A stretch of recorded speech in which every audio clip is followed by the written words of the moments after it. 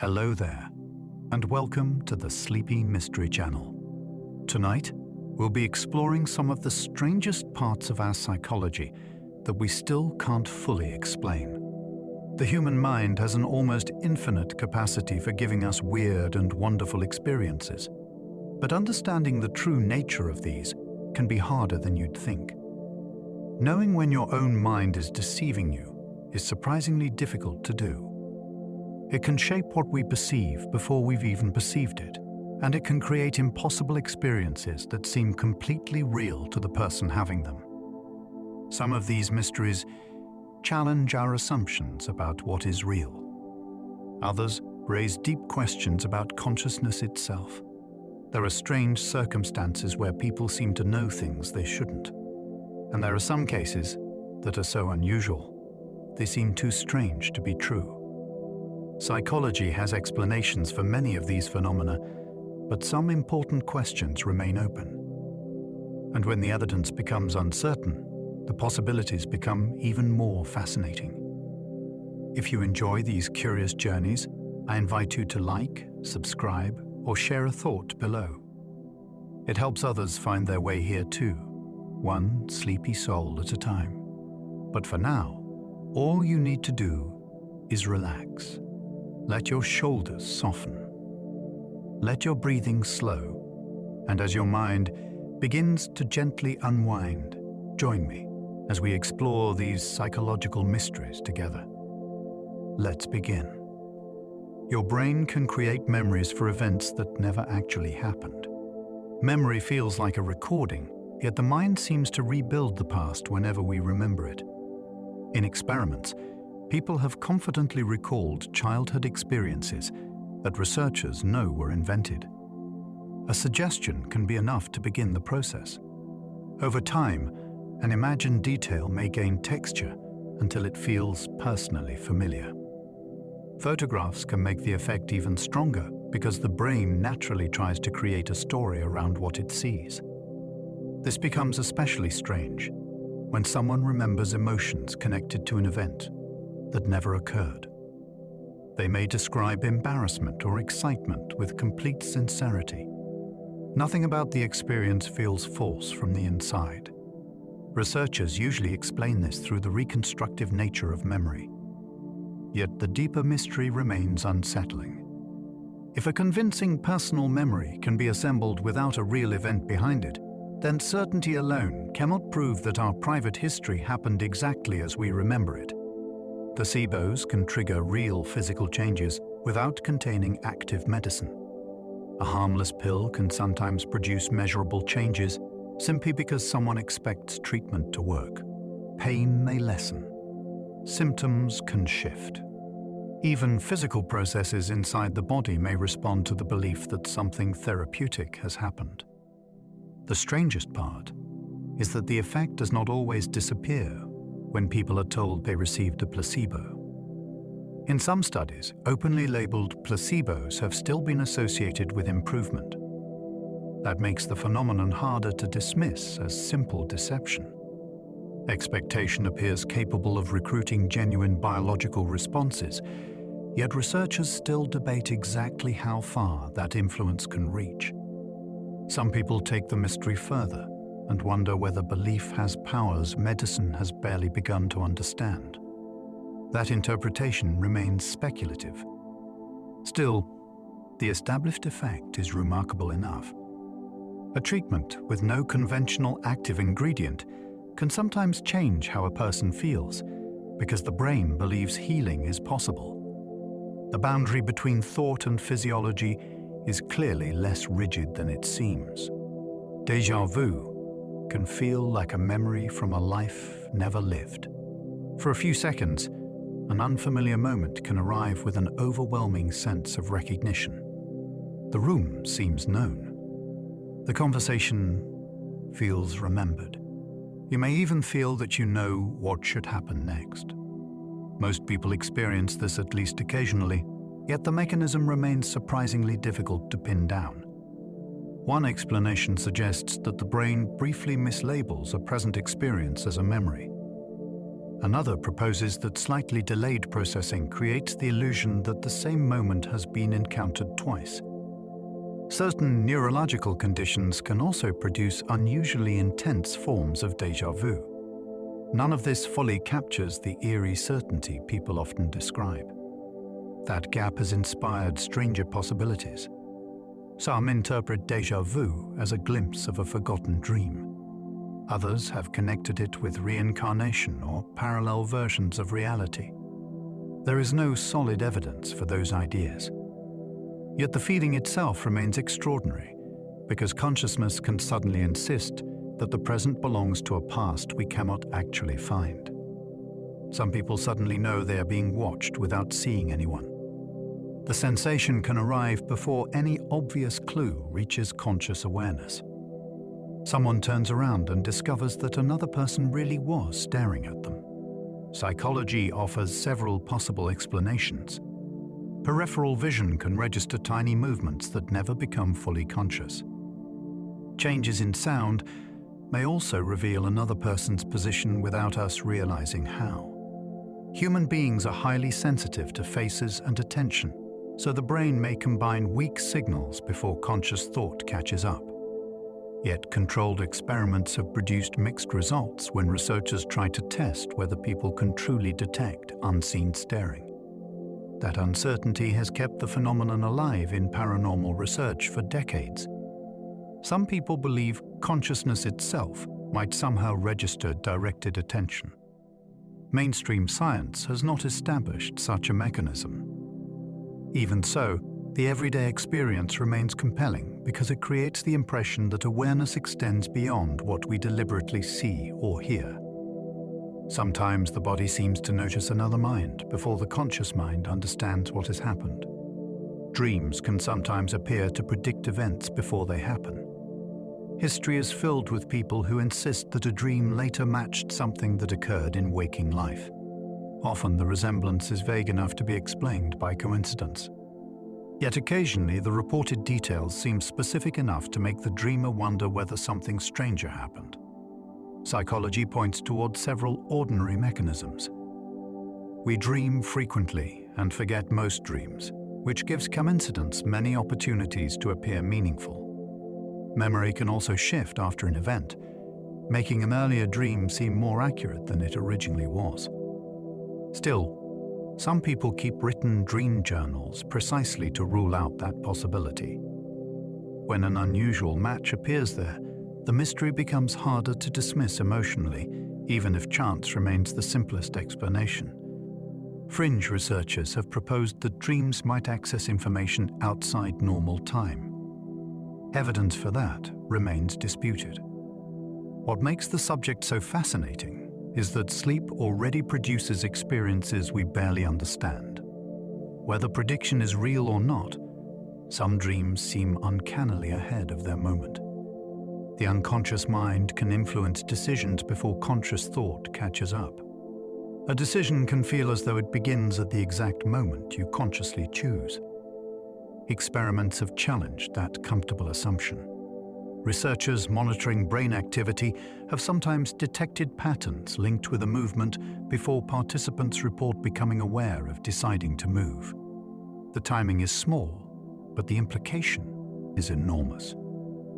It raises the possibility that conscious intention may arrive after the brain has already started preparing an action. Some scientists argue that these experiments involve trivial choices and tell us little about meaningful decisions. Others think they expose something fundamental about free will. Perhaps consciousness does not command every choice. Perhaps it interprets processes already underway. More speculative thinkers go further and ask whether the conscious self is partly a narrator rather than the true source of action. That idea remains controversial. Yet the puzzle cannot be ignored. If a choice begins before we experience choosing it, then the familiar feeling of being the author of every decision may be more complicated than it appears. Groups of people can remember the same event completely differently. Put several witnesses in the same room, and their later accounts may disagree in astonishing ways. One person remembers a particular phrase. Another is certain it was never spoken. Someone else recalls an object in a place where nobody else remembers seeing it. These differences are not always dishonesty. Human memory is shaped by attention at the moment something happens and by later conversations about it. Once people begin comparing stories, details can migrate from one person's account into another's. Confidence can increase at the same time accuracy declines. This becomes especially important when a group shares an emotionally powerful experience. Each person may leave with a private version that feels complete. Some famous public events have produced large communities who insist that a commonly remembered detail differs from the official record. The so-called Mandela effect has given those disagreements a more mysterious reputation. Most psychologists favor ordinary memory errors. Others wonder whether collective misremembering reveals something stranger about shared reality. Hypnosis can make ordinary suggestions feel strangely real and convincing. Under hypnosis, a suggestion can change how a person experiences something that is plainly in front of them. An object may seem difficult to see. An arm can feel unusually heavy. A remembered scene may become vivid enough to feel immediate. Hypnosis does not appear to turn people into powerless puppets, despite decades of dramatic entertainment suggesting otherwise. Participants usually retain important boundaries and can resist instructions they genuinely reject. The deeper puzzle is why suggestion becomes so persuasive for some minds.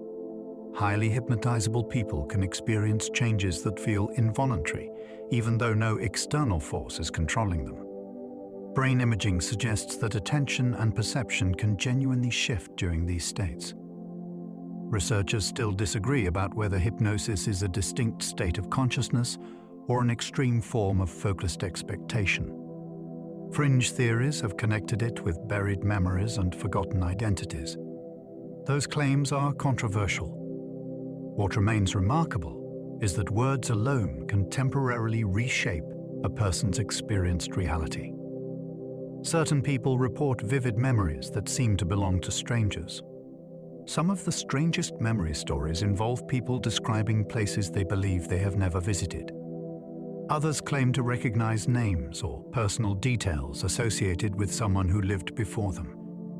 Reports involving young children have attracted particular attention because some children speak confidently about supposed previous lives before later losing interest in the subject.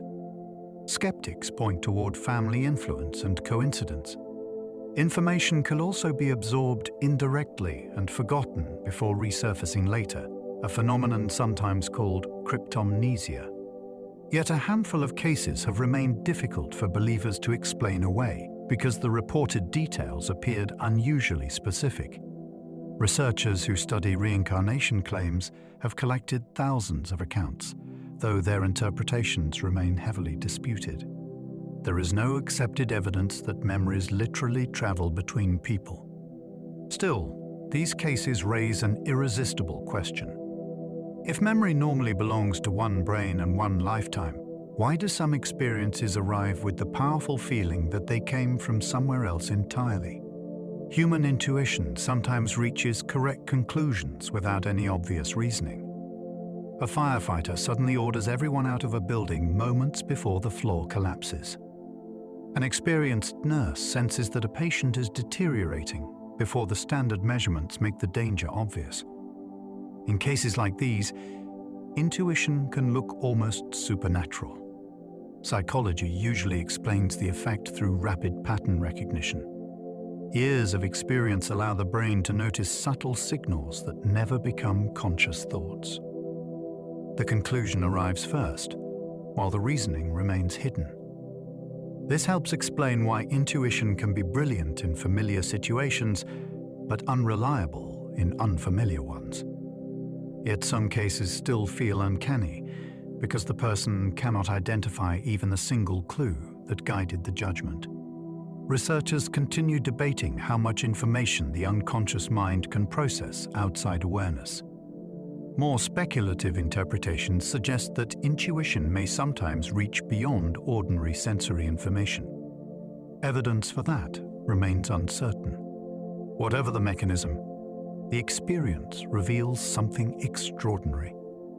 The mind can occasionally know what to do long before it can explain why it knows. Sleep paralysis can create convincing encounters with figures that seem physically present.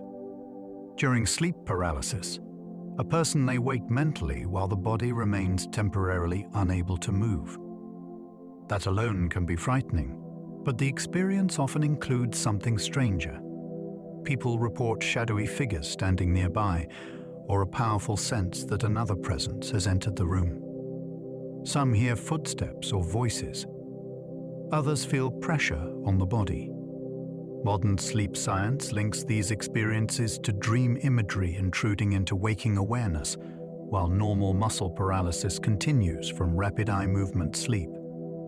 Yet the remarkable part is how similar the reports can be across different people. Historical traditions interpreted these nighttime visitors as spirits or supernatural attackers. Modern experiencers sometimes describe intruders or unknown entities instead. Culture appears to influence the form the presence takes, but the underlying sensation is strikingly consistent. That leaves an intriguing question. Why does a half-awake brain so often transform temporary paralysis into the certainty that someone else is nearby? The answer may reveal how deeply human minds expect hidden agents. Familiar faces can suddenly look completely wrong during brief perceptual disturbances. A person can stare at someone they know well and experience a disturbing moment when the face seems strangely altered. The features may still be visible, yet the familiar whole no longer feels correct. Fatigue can contribute to this effect. Migraine activity and certain neurological disturbances can also temporarily change facial perception. In rare conditions, faces may appear stretched or distorted, even though vision otherwise remains clear. Researchers know that the brain does not process a face as a simple collection of eyes and a mouth. Specialized systems rapidly combine those features into a recognizable identity. When that process is disrupted, the result can feel far stranger than ordinary blurry vision. Some people have interpreted sudden facial distortions as glimpses of something hidden beneath normal appearance. There is no evidence for that conclusion. Still, the underlying phenomenon is remarkable because it exposes how heavily reality depends on interpretation. A familiar human face feels stable only because the brain continuously makes it so. People sometimes wake with solutions to problems they could not solve awake. A stubborn problem can resist hours of deliberate thought and then seem to solve itself after sleep. Scientists and artists have both described waking with ideas that appeared fully formed. The chemist Auguste Kekule famously said that dream imagery helped him imagine the ring structure of benzene, although the exact story has been debated. Sleep research offers a plausible explanation. While conscious attention rests, the brain continues reorganizing memories and strengthening useful connections between ideas. Dreaming may allow distant concepts to combine without the usual rules that guide waking logic. That process can create insights that feel as though they arrive from somewhere outside the self. Some people have treated dreams as messages from a deeper mind. Others have imagined a more mysterious source of knowledge. There is no need to accept those interpretations to appreciate the puzzle. The sleeping brain can apparently perform creative work without conscious supervision, then present the result upon waking as if another thinker had been working through the night. Phantom phone vibrations can feel real, even when no phone moved. A familiar buzzing sensation appears against the leg or inside a pocket. The hand reaches automatically for the phone, only to find that nothing happened. Phantom vibration experiences became common enough with mobile phones that psychologists began studying them as a distinct modern phenomenon. One explanation is simple expectation. When a signal matters to us, the brain becomes highly sensitive to anything that resembles it. Clothing shifting against the skin can be misread as a vibration. A tiny muscle movement may produce the same mistake. Frequent checking can strengthen the association until ambiguous sensations are automatically interpreted as incoming alerts. The phenomenon is harmless for most people, but it offers a remarkable demonstration of predictive perception. The brain is not merely waiting for the world to announce itself. It is constantly guessing what sensory information probably means. Sometimes that guess becomes so convincing that we experience an event that never occurred. Modern technology may have accidentally revealed just how actively perception constructs everyday reality. Crowds can spread emotions between strangers without anyone deliberately causing them. Walk into a tense room and you may feel something is wrong before anyone explains why. Human beings constantly monitor other people for subtle emotional signals. Facial expression and posture can contribute. Tone of voice matters too. Yet the resulting shift can happen so quickly that nobody notices themselves responding. Researchers call part of this process emotional contagion.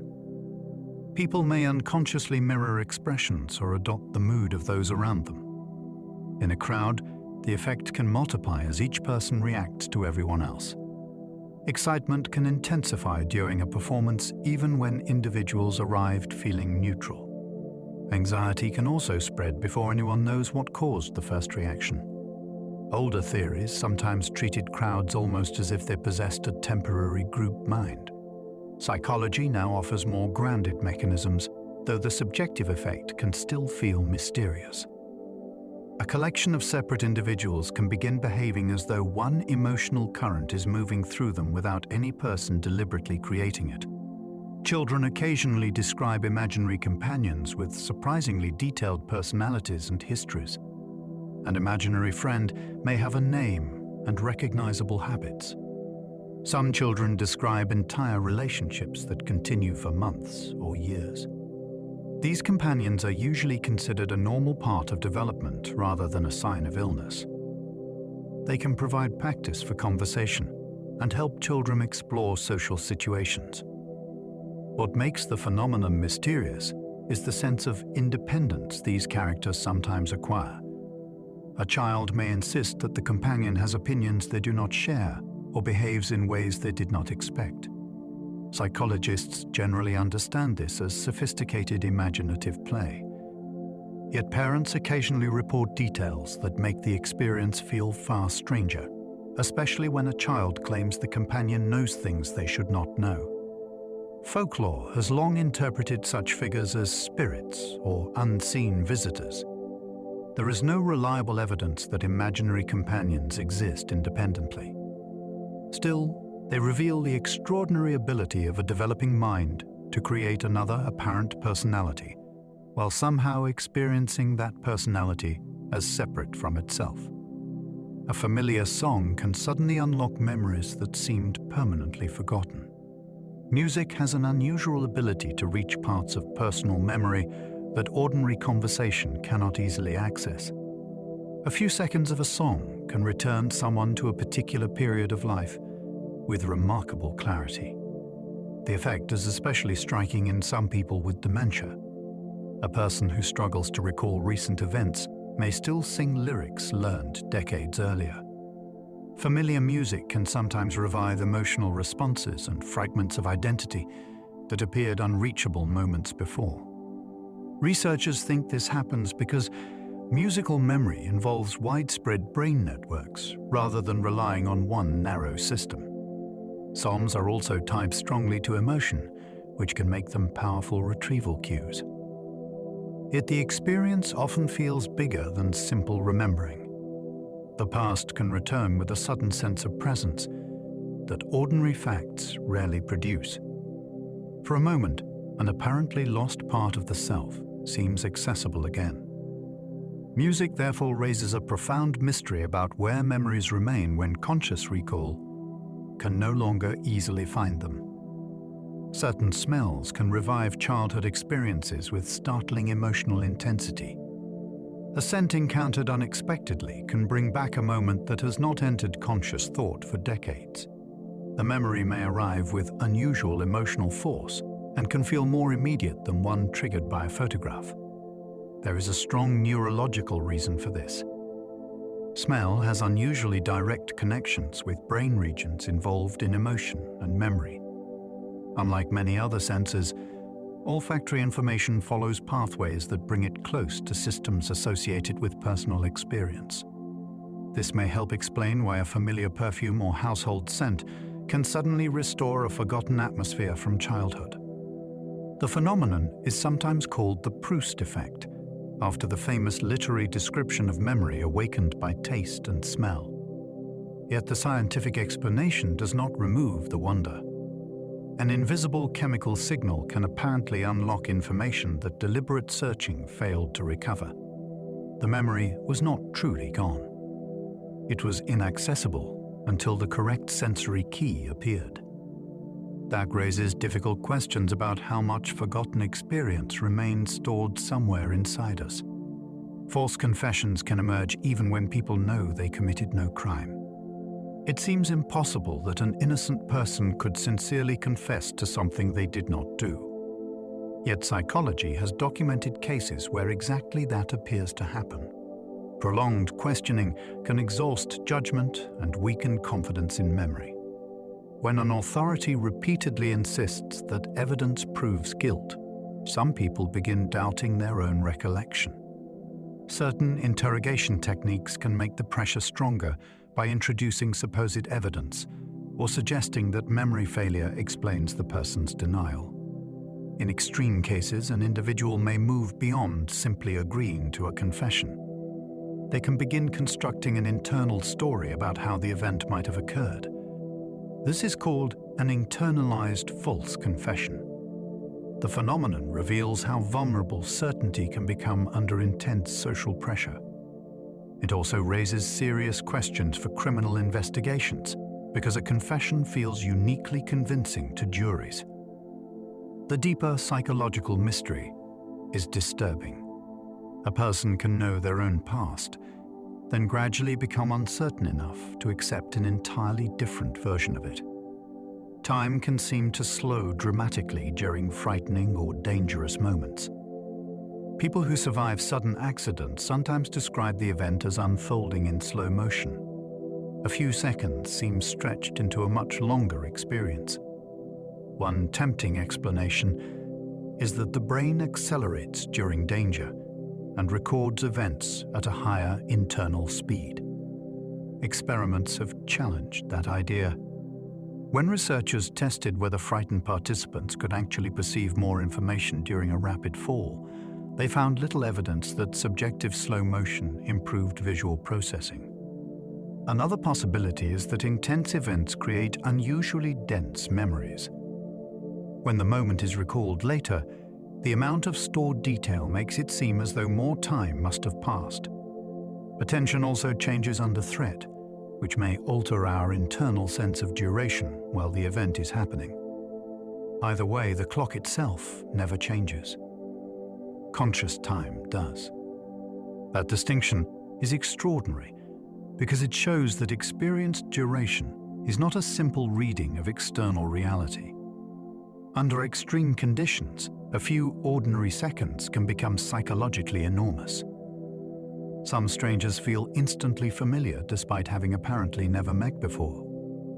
Most people have encountered someone new who somehow feels known. The recognition can arrive before conversation gives any obvious reason for it. Psychology offers several possibilities. A stranger may resemble someone stored deep in memory. Their voice or mannerisms may match an earlier acquaintance without conscious recognition. The brain is exceptionally good at comparing new faces with thousands of old impressions. Sometimes the source of familiarity remains hidden, while the feeling itself reaches awareness. Yet certain encounters seem stronger than simple resemblance. People occasionally describe immediate trust or an unexplained conviction that they have met before. Believers in reincarnation sometimes interpret this as recognition carried between lives. Others suggest forgotten childhood encounters or unnoticed previous meetings. None of those possibilities can usually be confirmed. What makes the experience so intriguing is the certainty involved. The conscious mind may have no story at all, yet somewhere beneath it, a powerful signal is already saying that this person is not entirely new. The brain can hide obvious objects when attention is focused elsewhere. You can look directly at something and still fail to see it. One famous demonstration asks people to count passes between basketball players. During the task, a person in a gorilla costume walks through the scene. Many viewers never notice. Their eyes receive the image, yet focused attention prevents the unexpected figure from reaching conscious awareness. Psychologists call this inattentional blindness.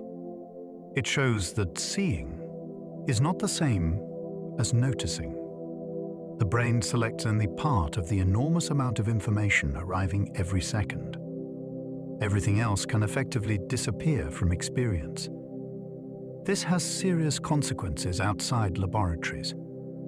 Drivers can overlook visible hazards when concentrating on another task. Witnesses may miss major details even while facing the event directly. Some people take the phenomenon further and wonder what else human perception routinely filters out. There is no evidence that hidden realities are being suppressed. Still, the basic fact is extraordinary. An object can stand in plain sight, while consciousness behaves as though it was never there. People can become convinced they chose something that was secretly chosen for them. Researchers have created experiments where participants make one choice and are quietly shown a different result. Surprisingly often, the person fails to notice the switch. They may then explain why they supposedly selected the option they never actually chose. This effect is known as choice blindness. It exposes something unsettling about the stories we tell ourselves after decisions. Instead of retrieving a perfect record of what happened, the mind may construct a reasonable explanation based on what appears to be true now. The person is not deliberately lying. Their explanation feels authentic because the brain is filling a gap without announcing that anything is missing. Similar effects have been demonstrated with faces and consumer preferences. The findings suggest that our sense of being completely aware of our own decisions may be exaggerated.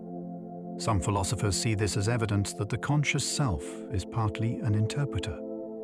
We experience a smooth narrative of choice, even when the underlying events were quietly altered. Expectation alone can change how painful the same sensation feels. Pain is not simply a direct measurement of damage. Two identical sensations can feel remarkably different depending on what a person expects. If someone is told that a procedure will hurt badly, discomfort may increase before anything changes physically. If they expect relief, the same stimulus can sometimes become easier to tolerate.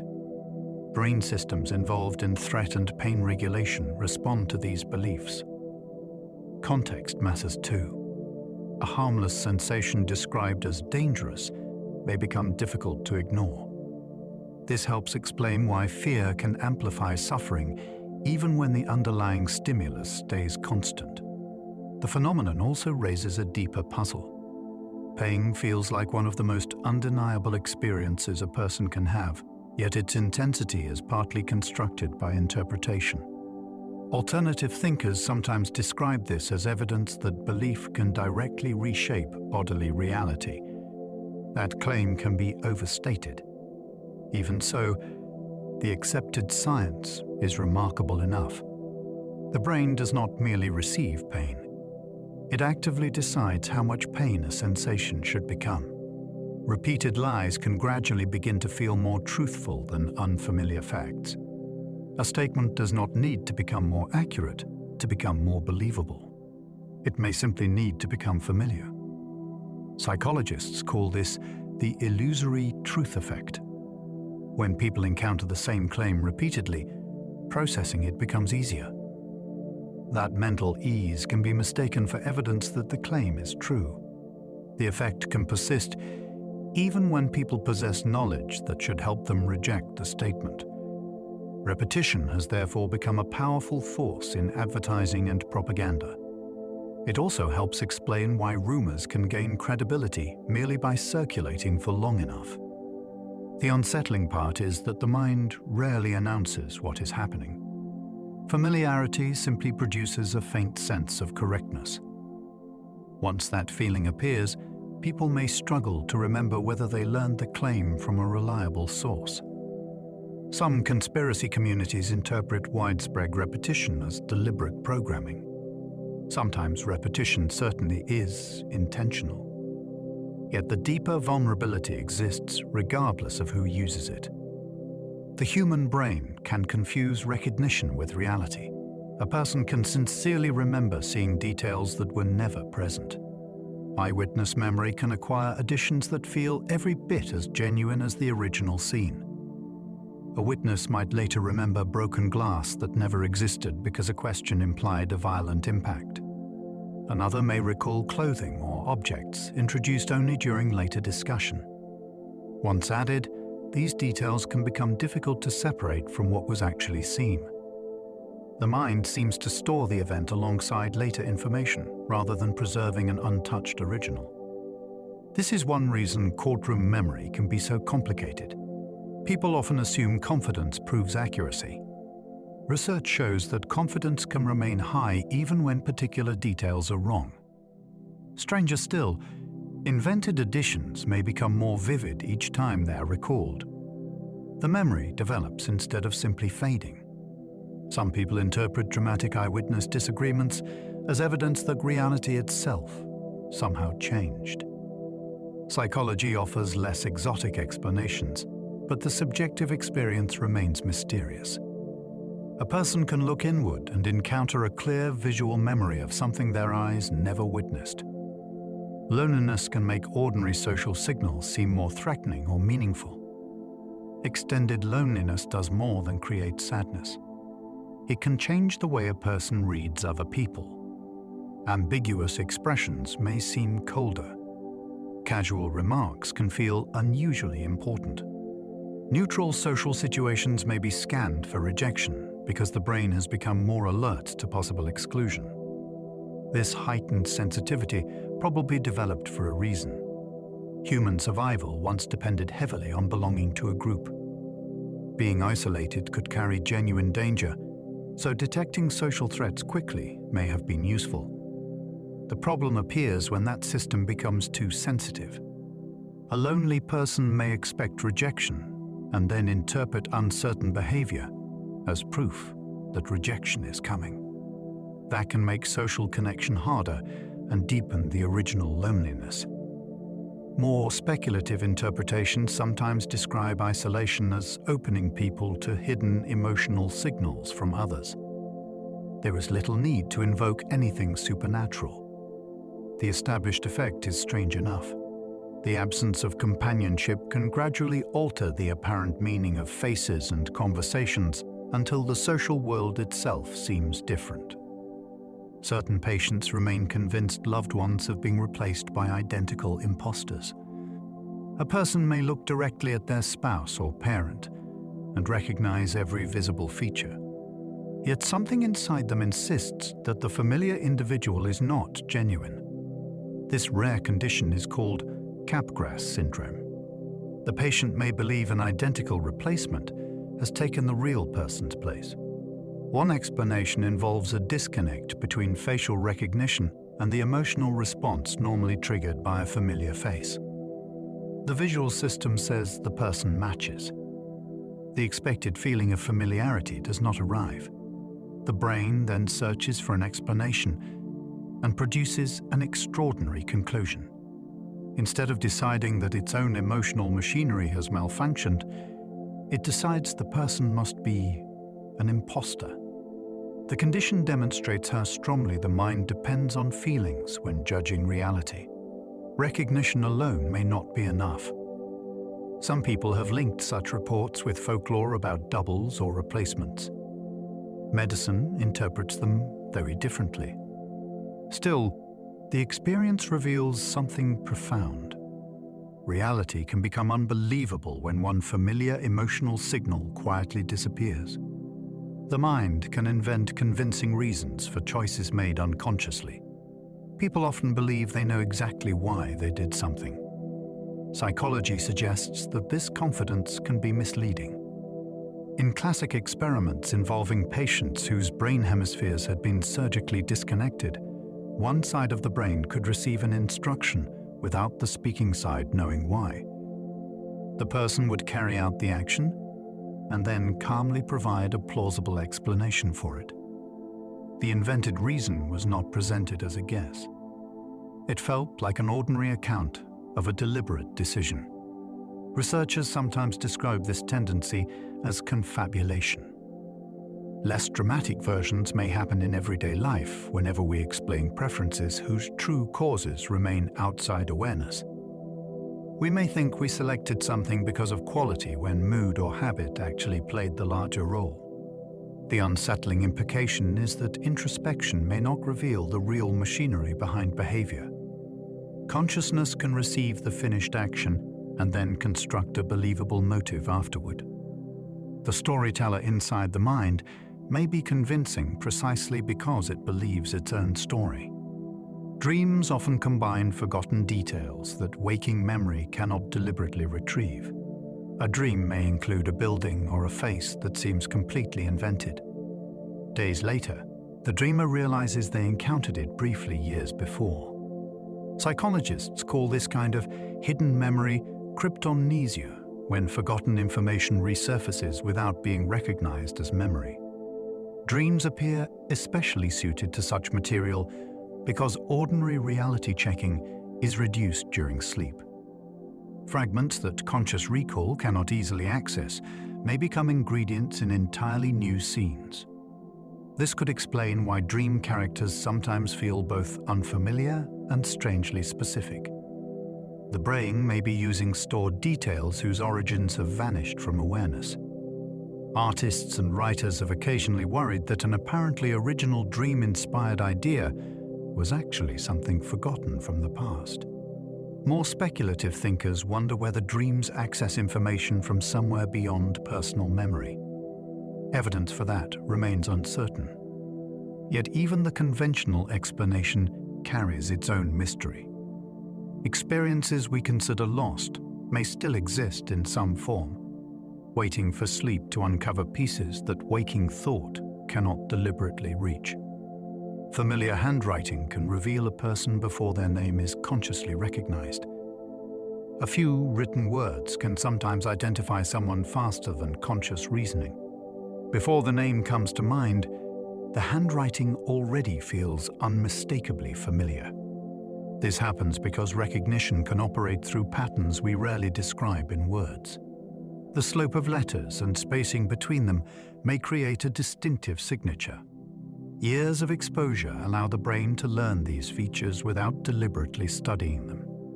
The result is a curious separation between knowing and knowing why. You may instantly sense who wrote the note while being unable to explain which feature gave them away. Experts see similar effects in many areas. Skilled observers often recognize complex patterns long before they can articulate the evidence. The handwriting example is especially personal because it shows how deeply the mind records tiny behavioral traces.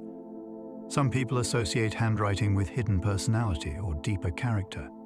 Claims of that kind go far beyond what evidence supports. Still, ordinary recognition is remarkable enough.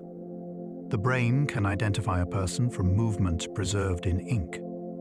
Some people experience a powerful sense that a moment has happened before. There is a more persistent form of false familiarity than ordinary déjà vu. It is sometimes called déjà vu, meaning already lived. Instead of a brief flash of recognition, the person may become convinced that an entire unfolding situation has occurred previously. They can feel they remember what someone is about to say. or believe they already know how an event will end. In rare neurological cases, this conviction becomes so strong that people avoid activities because they believe they have done them before. Researchers have linked such experiences with disruptions in memory systems. The brain may be generating familiarity without the normal process that confirms where a memory came from. That explanation describes the mechanism without fully capturing the strange certainty involved. Some experiencers interpret the feeling as evidence of repeated timelines or precognition. Those ideas remain speculative. What psychology demonstrates is already astonishing. The mind can generate the full emotional authority of remembering even when no identifiable earlier event can be found. Emotional memories can survive even after factual memories about them disappear. Someone may forget an encounter, yet retain the feeling it created. Experiments with people who have serious memory problems show that emotions can sometimes outlast conscious knowledge of what caused them. A pleasant interaction may leave behind warmth even after the person no longer remembers who visited. An upsetting event can leave unease under similar conditions. This means emotional learning and factual recollection are not perfectly dependent on one another. Different brain systems contribute to each. The finding has profound implications for how we treat people with memory loss, because kindness may continue to matter after the details vanish. It also produces a strange philosophical question. If the story of an experience disappears but its emotional consequence remains, what exactly has been remembered? Some traditions have long spoken of feelings that survive when ordinary memory fades. Psychology does not need mystical explanations to observe something surprisingly similar. An event can apparently leave a lasting mark on the mind, even when consciousness can no longer say what happened. The brain can mistake an artificial rubber hand for part of the body, place a fake hand where a person can see it while hiding their real hand from view, then stroke both hands in matching ways. After a short time, many people begin to feel that the rubber hand somehow belongs to them. If the fake hand is suddenly threatened, they may react as though their own body is in danger. This is known as the rubber hand illusion. It reveals that body ownership is not fixed entirely by anatomy. The brain continuously combines vision and touch to decide what counts as part of the self. When those signals line up convincingly, ownership can be reassigned to an object that the person knows is artificial. Researchers have extended similar effects into virtual reality. People can temporarily experience digital bodies as their own. Philosophers have long wondered where the self ends and the outside world begins. This simple experiment turns that question into a physical sensation. Apparently, even the boundary of the body is something the brain must keep reconstructing. People sometimes feel pain in limbs that are no longer physically there. After an amputation, a missing hand or foot can continue to feel vividly present. It may itch or seem to move. For some people, it can also hurt intensely despite the fact that the limb itself is gone. This phenomenon is known as phantom limb sensation. It suggests that our experience of the body depends on an internal map maintained by the nervous system. Removing a limb does not instantly erase that map. Signals from remaining nerves and brain regions may still be interpreted as coming from the missing body part. One remarkable treatment uses a mirror to create the visual illusion that the absent limb has returned. For some patients, watching the reflected limb move can reduce discomfort. That result sounds almost impossible until we remember that the pain is being constructed by a brain trying to interpret incomplete information. The phenomenon reveals a surprising truth. A body part does not need to physically exist for the mind to experience it as unquestionably present. Mirror reflections can become unsettlingly unfamiliar after prolonged staring in low light. Stare at your own face in a dim mirror for long enough, and something peculiar may happen. features can seem to distort or fade. Some people report that the reflected face begins looking like another person entirely. The effect has been studied under controlled conditions and does not require anything paranormal. Visual neurons adapt when they receive unchanging information for too long. Low lighting also leaves the brain with fewer reliable details. As parts of the face fade from perception, the mind begins filling gaps. This can produce surprisingly dramatic transformations. Folklore has surrounded mirrors with supernatural warnings for centuries, which makes the experience especially powerful for anyone expecting something strange. Suggestion may shape what appears without causing the basic visual effect itself. The result offers a useful lesson about deception. Even the face we know better than any other is not visually guaranteed. Under unusual conditions, the brain's normally seamless construction can loosen enough for our own reflection to become briefly unfamiliar. Certain people cannot recognize faces despite seeing every facial feature clearly. A person can have normal eyesight and still fail to identify close friends by looking at their faces. This condition is called prosopagnosia, or face blindness. Someone with a severe form may rely on hairstyle or clothing to recognize people they know well. In some cases, even their own reflection can be difficult to identify from facial appearance alone. The condition demonstrates that seeing a face and recognizing whose face it is are separate abilities.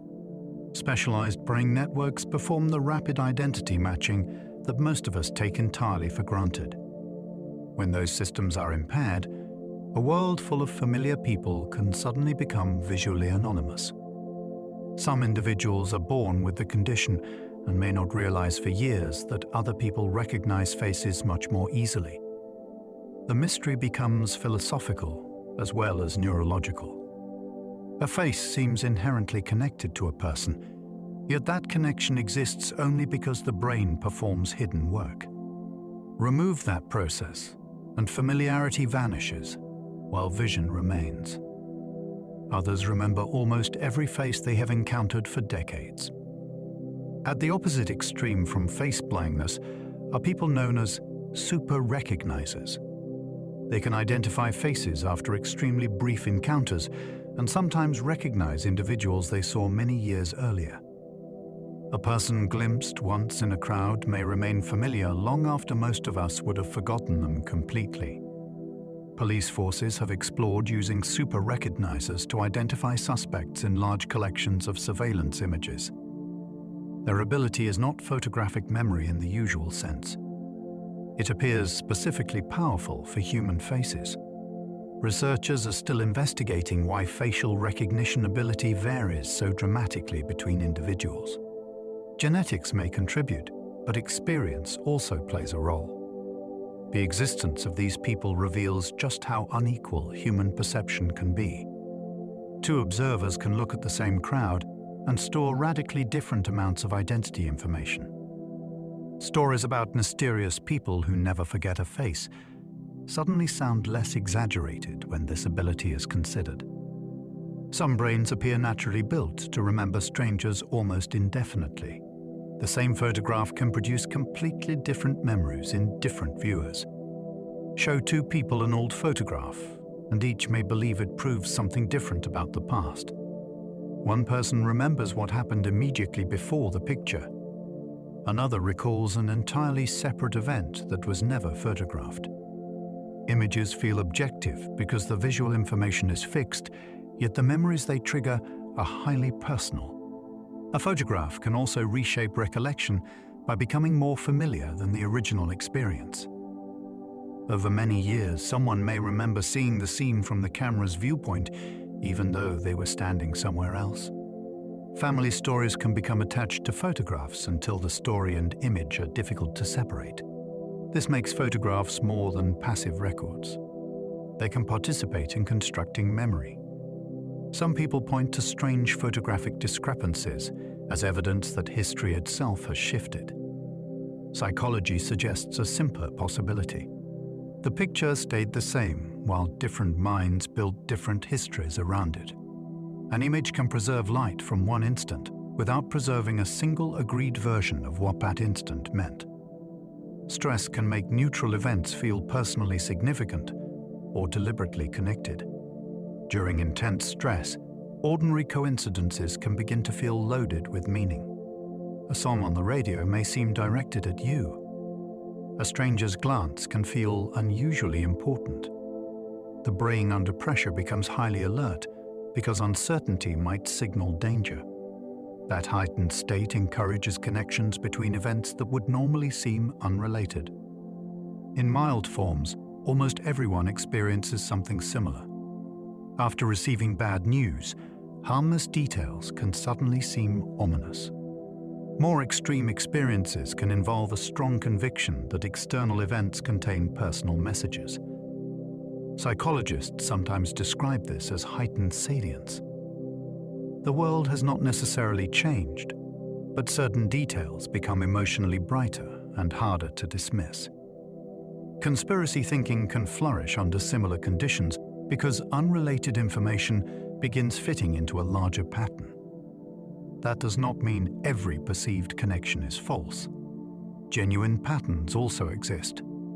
The difficulty is telling the difference when the brain has turned up its internal importance detector. Stress can make coincidence feel less like chance and more like communication. People often copy another person's posture without realizing they're doing it. Sit with someone for a while and subtle imitation may begin automatically. One person crosses their legs. Minutes later, the other may adopt a similar position without consciously deciding to copy them. Facial expressions and small gestures can spread in the same way. Psychologists sometimes call this behavioral mimicry. It appears to help social interactions run smoothly because people often feel greater connection with someone who subtly mirrors them. The effect is usually so quiet that neither person notices it happening. That makes it especially interesting. Our bodies may be participating in conversations that conscious awareness never hears. Skilled performers and negotiators sometimes use deliberate mirroring to create rapport. Natural mimicry is different because it often occurs without strategy. Older ideas about group consciousness imagined people becoming linked through unseen mental forces. Modern psychology offers ordinary social mechanisms instead. Yet the experience still hints at how porous individual behavior can be. We may leave an interaction physically changed by another person's movements without ever noticing the transfer. A simple label can change how the brain experiences the same flavor. Taste seems as though it should depend entirely on what enters the mouth. In reality, expectation can alter the experience before the food is even swallowed. Give identical products different labels, and people may describe them as tasting noticeably different. A drink presented as expensive can seem better than the same drink presented as cheap. Color can also influence what flavor people believe they are experiencing. The tongue provides information, but the brain interprets that information using context. This means flavor is partly constructed from what we think we are about to taste. Marketers have understood the power of packaging for generations, but experiments reveal something stranger than simple preference. Expectations can influence activity in brain systems involved in pleasure. The experience itself may genuinely change.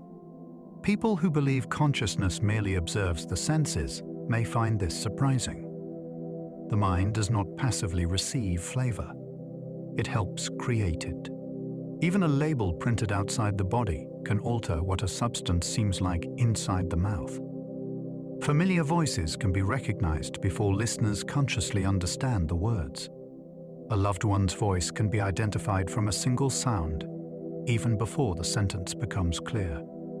The brain extracts identity from speech with astonishing speed. Pitch and rhythm contribute to the process. Tiny habits of pronunciation matter as well. Much of this analysis happens before conscious attention catches up. Researchers have found that familiar voices receive special treatment in the brain because they carry social importance. This helps explain why one voice can stand out immediately in a noisy environment. The phenomenon becomes even stranger when we consider how little information is required. A laugh or breath can sometimes be enough. We rarely learn these signatures deliberately. The mind builds them automatically through repeated contact. That creates another example of knowledge that exists below ordinary explanation. You can know exactly who is speaking while being unable to describe what makes the voice unique. Recognition arrives as a completed answer. The hidden calculation that produced it remains inaccessible, operating somewhere behind conscious hearing. Some people hear an internal voice that feels separate from ordinary thought.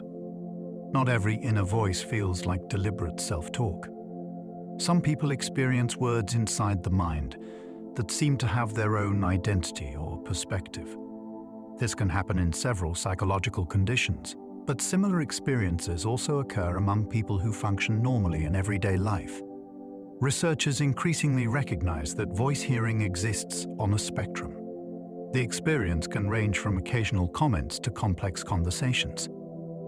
Culture often shapes how the voice is interpreted. One person may understand it psychologically. Another may regard it as spiritual communication.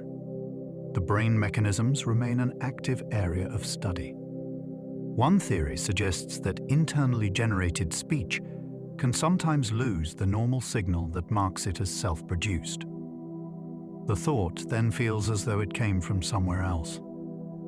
Yet that explanation does not account for every reported detail. The phenomenon challenges a basic assumption about mental privacy. A thought can occur inside one brain while still being experienced as the presence of another speaker. The brain can continue solving unfinished problems long after attention moves elsewhere. Sometimes the best response to a difficult problem is to stop thinking about it. After struggling for hours, a person may switch tasks and later discover that the answer suddenly appears. Psychologists call this an incubation effect. The exact mechanism remains debated. Some explanations suggest that stepping away allows unhelpful assumptions to weaken. Others propose that unconscious processing continues while attention is occupied elsewhere. The result can feel mysterious because no visible work seems to occur between confusion and insight. Mathematicians and inventors have described important solutions emerging during walks or routine activities after deliberate effort had failed.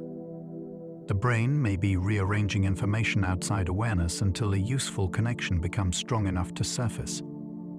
Some people describe such moments as inspiration, arriving from beyond the self.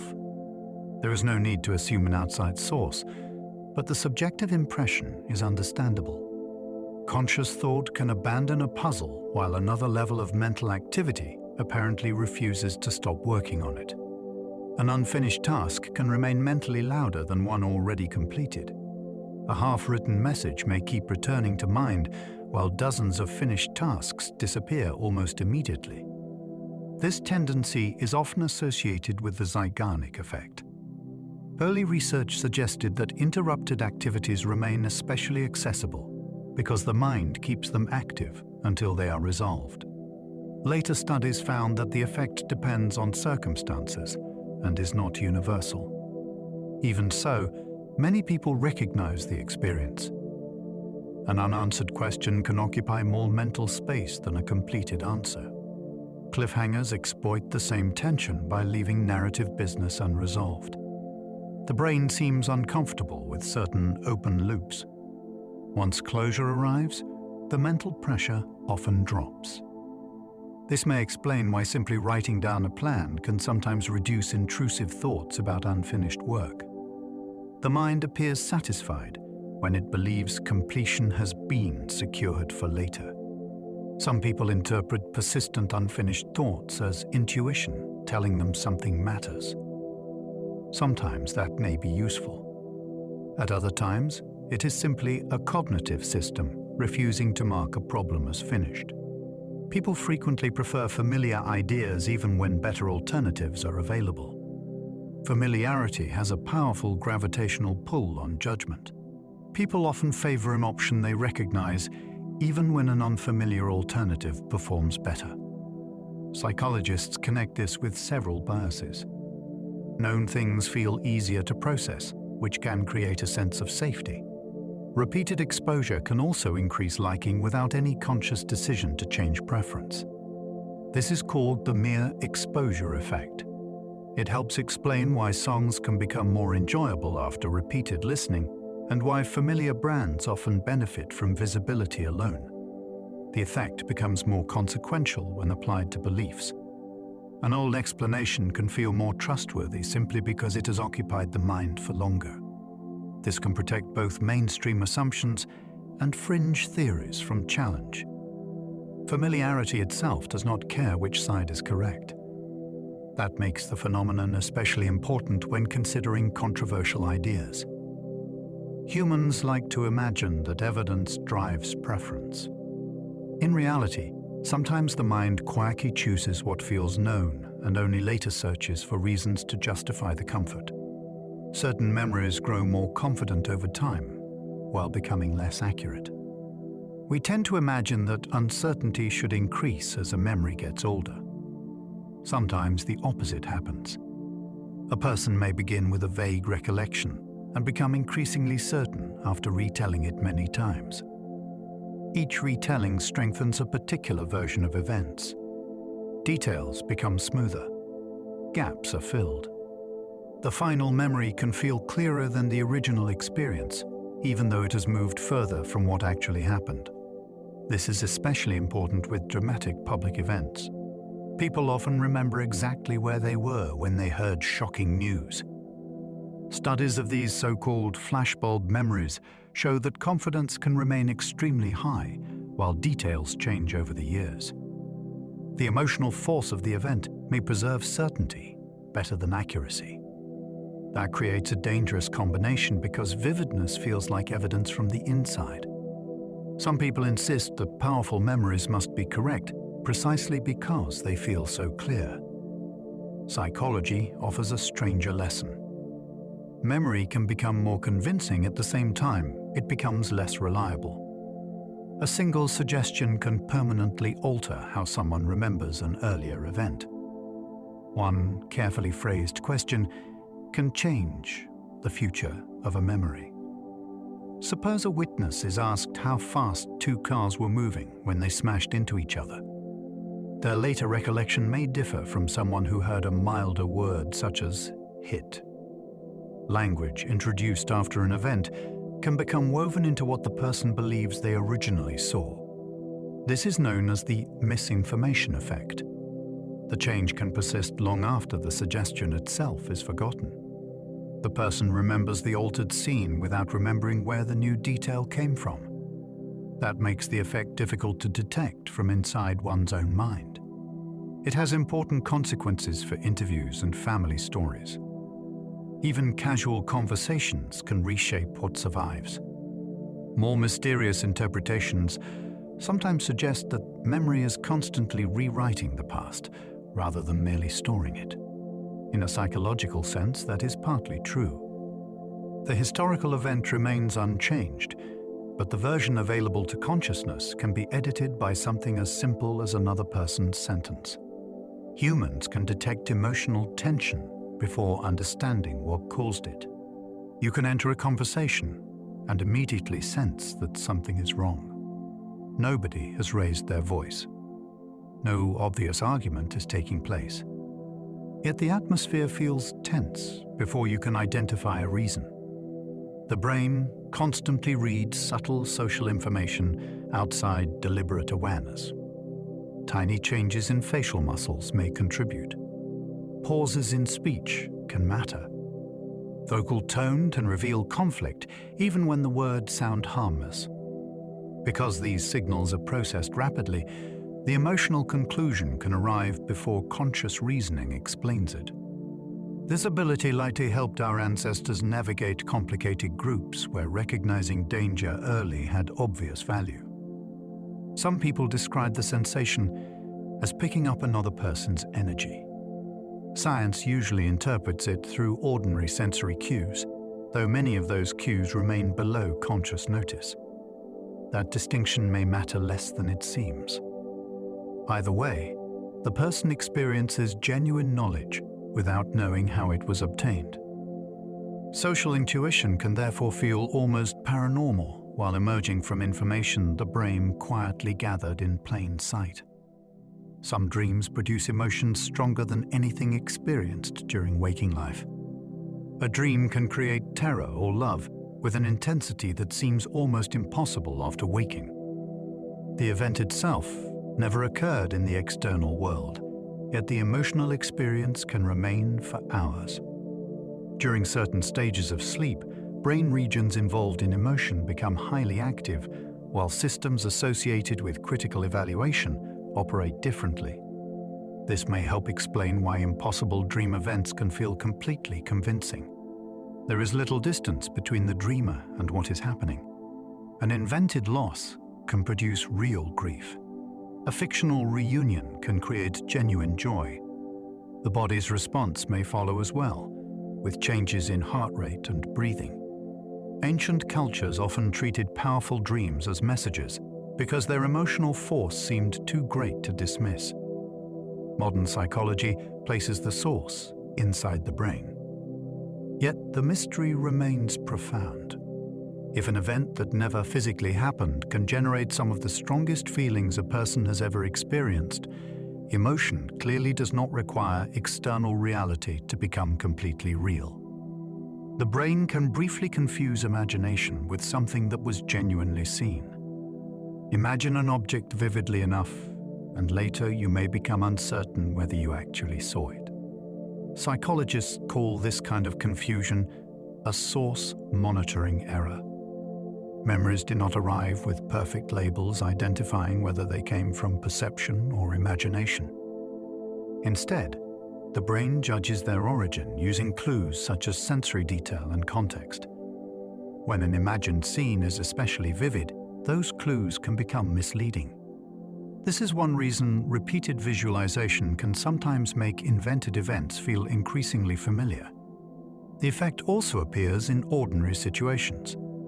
You may picture placing your keys somewhere and later believe you truly did it. Nothing unusual needs to happen for the boundary between inner imagery and external perception to blur. Some esoteric traditions have treated intense visualization as a way of influencing reality itself. Psychology makes a more modest claim. Imagination can influence the experienced record of reality. The mind is usually excellent at separating the two, but the border is not perfectly sealed. People sometimes experience sudden certainty without knowing where the certainty came from.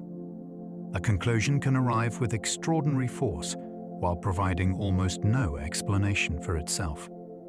Someone simply knows that a decision is right or that something is wrong.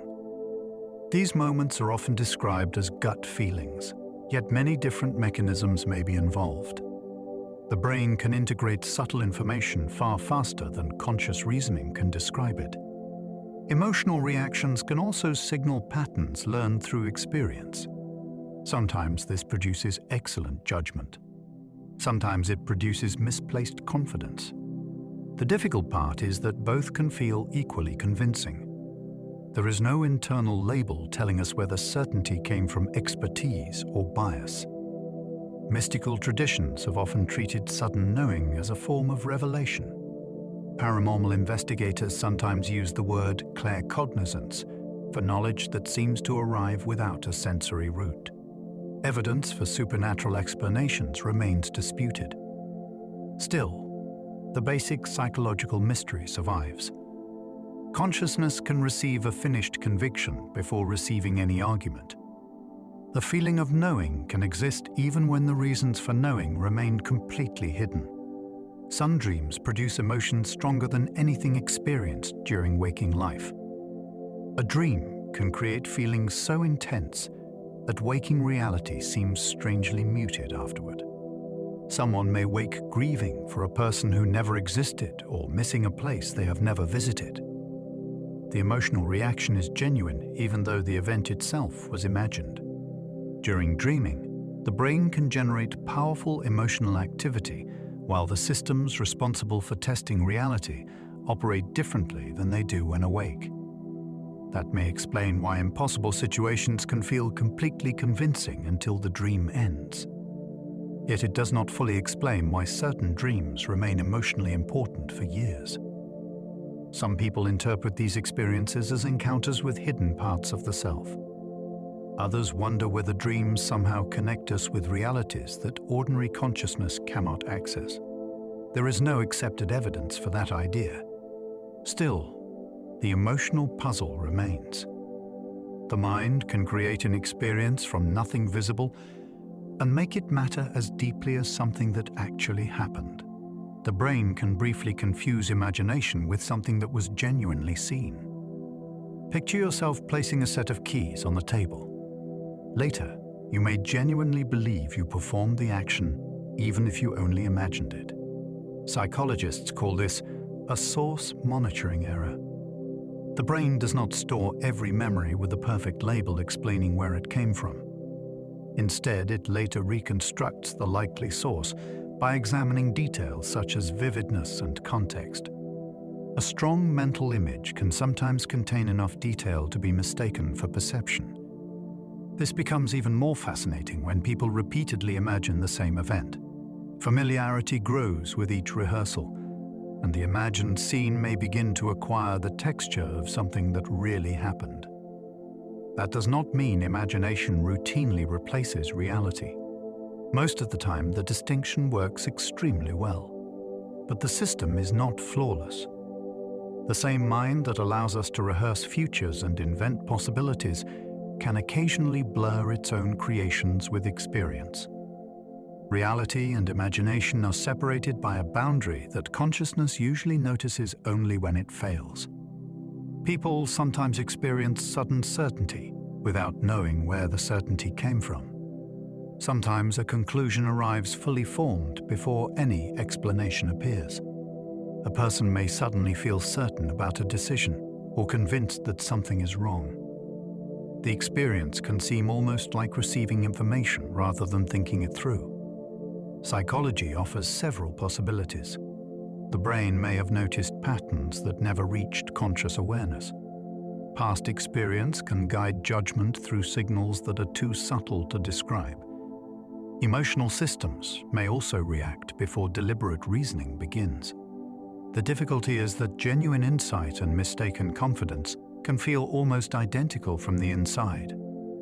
This has made sudden certainty especially important in stories about intuition and paranormal knowing. Some traditions interpret it as access to information beyond ordinary thought.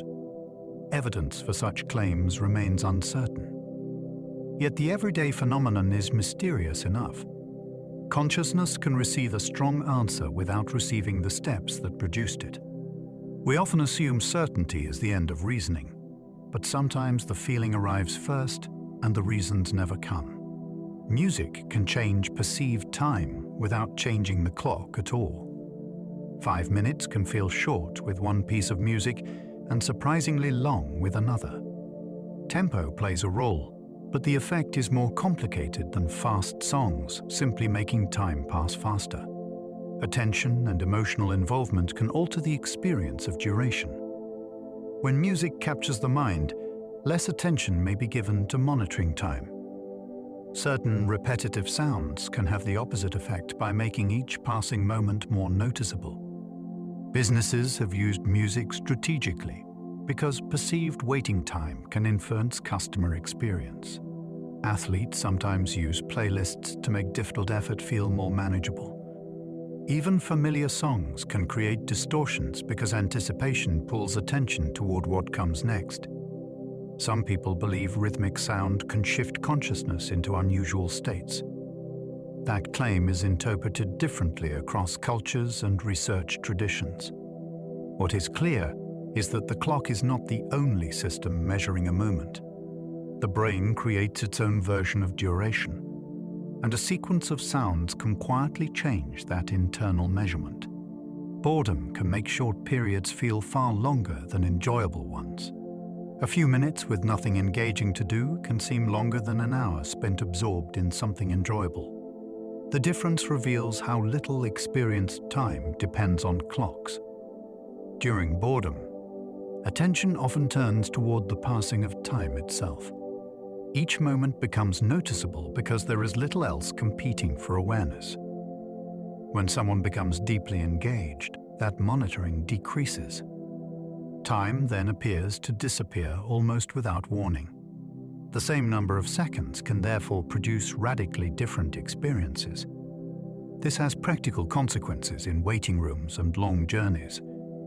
It also creates philosophical problems because our most basic sense of duration is clearly flexible. Some people describe unusual periods of boredom or isolation, in which time feels almost detached from normal structure. There is no need for anything supernatural to produce that feeling. Consciousness already contains its own elastic clock. External time moves forward at a steady rate, while internal time can stretch dramatically because the mind has nothing more compelling to follow. Extreme concentration can make people temporarily lose awareness of their surroundings. During intense focus, the outside world can seem to fade.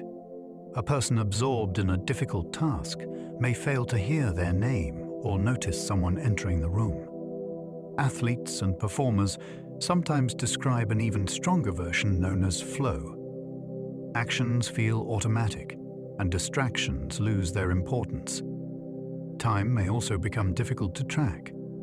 The brain appears to allocate limited attention toward what currently matters most, leaving less capacity for competing information. This can improve performance, yet it also shows how selective consciousness really is. The surroundings do not vanish. They simply stop receiving enough attention to become part of experience. Meditation traditions have long explored states of narrow or expanded attention, sometimes interpreting deep absorption as a special level of consciousness. Psychology describes the process in more practical terms. Yet both perspectives begin with the same surprising observation. A person can remain fully awake while large parts of the immediate environment disappear from conscious awareness simply because the mind is occupied elsewhere. Certain thoughts become harder to suppress the more deliberately we resist them. Try not to think about a particular idea, and the mind may immediately bring it back. This paradox has been demonstrated in experiments where participants are instructed to suppress a specific thought. The effort often increases the thought's return. One explanation involves a mental monitoring process. To check whether the forbidden idea is absent, the brain must keep searching for signs of it. That search keeps the idea active. The result is a psychological trap in which resistance becomes fuel. This effect can appear with worries and embarrassing memories. It can also make ordinary intrusive thoughts feel more important than they really are. Some traditions have argued for centuries that fighting the mind strengthens whatever we oppose. Modern psychology has discovered a mechanism that sounds surprisingly similar. The phenomenon does not mean every suppressed thought will grow stronger. Still, it reveals something unsettling about mental control. Conscious effort can produce the exact outcome it was designed to prevent, leaving the thinker caught by the act of trying to escape. Names can disappear from memory, while everything else about someone remains accessible. You know the person's face. You remember where you met them, and perhaps even what they do for a living. Yet their name refuses to appear. Psychologists call this a tip-of-the-tongue state. The missing word feels strangely close, sometimes close enough that you know its first sound or number of syllables. Names may be especially vulnerable because they often carry fewer meaningful connections than ordinary words. A baker's occupation tells you something about baking. A person named Baker gives you no such clue. The brain can therefore retrieve a large network of information while failing to reach the one label you want. Then the name may suddenly appear minutes later when you have stopped searching. That delayed arrival makes the experience feel almost as though another part of the mind continued looking without permission. Nothing was truly erased. Access was simply blocked. Memory can contain the answer and still leave consciousness standing outside the door, knowing something important is just beyond reach. People can recognize a word without remembering where they learned it. A phrase can feel completely familiar, even when its origin has disappeared. This happens because familiarity and source memory are partly separate processes. The brain may successfully signal that information has been encountered before, while failing to recover where or when it happened. That gap matters more than it seems. A claim read years ago on an unreliable website might later return as a familiar statement without the warning label attached. The person remembers the content, but not the source, that should influence how much they trust it. This can affect opinions and everyday knowledge in subtle ways. It also helps explain why people sometimes believe they invented an idea that they had actually encountered elsewhere. Writers and musicians have occasionally faced this problem after producing something that later turned out to resemble forgotten material. The experience can feel almost paranormal, because information seems to appear without a history. In reality, the history may still exist somewhere in memory while the route back to it has been lost. A forgotten experience can still influence behavior without returning to conscious memory. Not remembering something does not always mean it has stopped affecting you.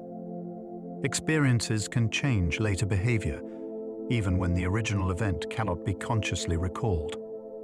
Researchers have demonstrated forms of implicit memory in which previous exposure improves performance without producing a clear sense of remembering. Someone may complete a word more quickly or prefer a shape they encountered earlier while insisting that it looks entirely new. Skills can survive in similar ways. A person with severe memory impairment may improve at a repeated task, despite having no recollection of ever practicing it.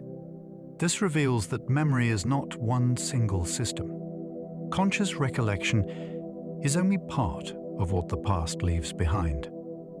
Some people use this idea to argue that forgotten experiences control far more of life than we realize. That can be overstated, but the basic mystery is genuine. The past can guide the present through traces that never announce themselves as memories. Behavior may remember even when consciousness does not. Children can develop detailed false memories after hearing the same story repeatedly. A child may begin by denying that an event happened and later describe it with confidence after hearing the story enough times.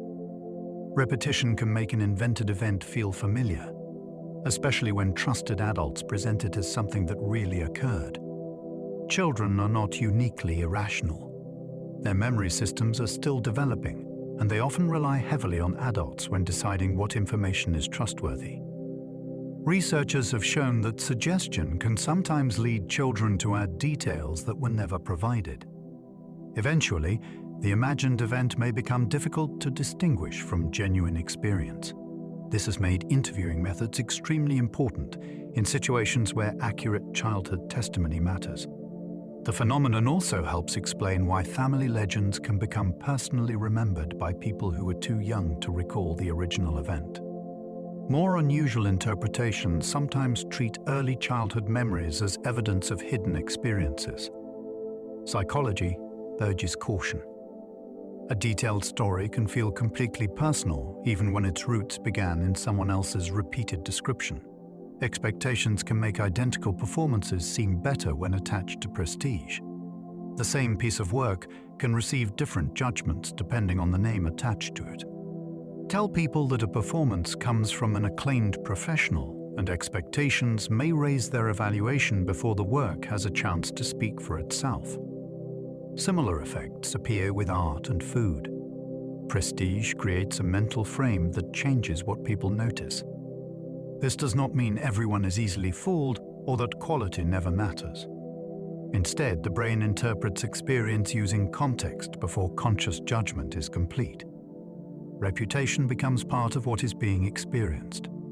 The effect can be especially strong when the subject is ambiguous and there is no obvious correct answer. This creates an uncomfortable question about taste. How much do we genuinely like something and how much do we like the story surrounding it? Some people see elite reputation systems as a form of social programming. That description may be dramatic, but expectation truly can bend judgment. A famous name can change perception before talent is independently assessed. The brain sometimes fills missing vision with details that were never seen. Human vision contains gaps, yet most people never notice them. When information is missing, the brain often supplies what seems most likely to be there. This happens constantly at the natural blind spot where the optic nerve leaves the eye. Instead of showing a hole in the world, perception fills the area with surrounding color and pattern. Similar processes operate when objects are partly hidden. The brain completes shapes so quickly that we experience a continuous scene rather than fragments. Usually these predictions are accurate enough to be useful. Occasionally they are wrong.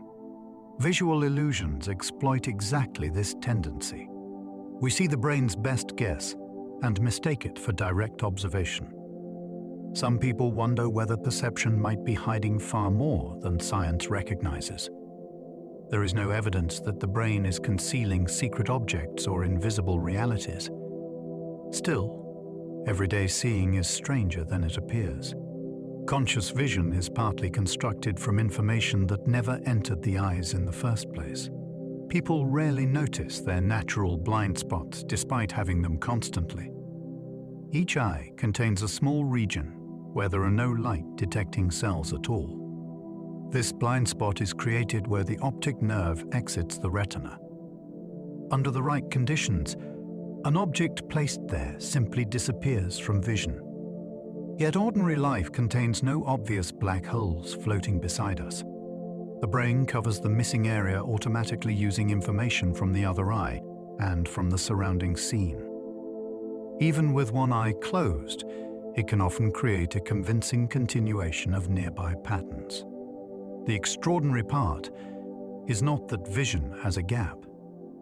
It is that consciousness usually has no idea the gap exists. The mind presents a completed world and hides the repair work. This raises a broader question about perception. If the brain can conceal a literal absence inside our field of view, what else are we unaware of? Because perception has already smoothed it over. The blind spot is a tiny reminder that visual certainty includes information created entirely behind the scenes.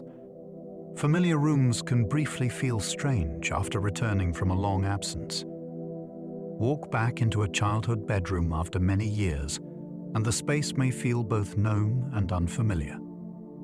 The dimensions can seem wrong. Furniture may look smaller than remembered.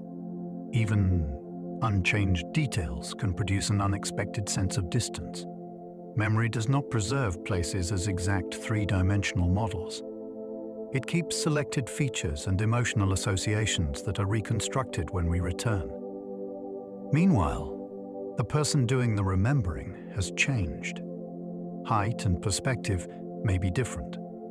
Expectations have also been shaped by years away. The result can create a peculiar mismatch between the remembered room and the physical one. Some people describe this as though they have returned to an alternate version of a place they once knew. Nothing paranormal is required. The mind is comparing two realities that were built at different moments in life. Yet the effect can be powerful. A place can remain physically stable, while the internal version changes enough that returning feels almost like visiting somewhere else. Certain neurological conditions can make people deny obvious physical disabilities entirely. A person may be unable to move one side of their body and still insist that nothing is wrong. This rare condition is called anosognosia. It can follow damage to brain regions involved in monitoring the body and evaluating personal abilities. When asked to move a paralyzed limb, some patients may explain away the failure rather than acknowledge the paralysis. Their denial is not necessarily stubbornness or deception. Their brain appears genuinely unable to represent the deficit correctly. That makes anosognosia deeply unsettling because self-knowledge seems like something we should possess automatically. Yet even awareness of our own body depends on neural systems that can fail. The condition has inspired philosophical questions about how much confidence we should place in introspection.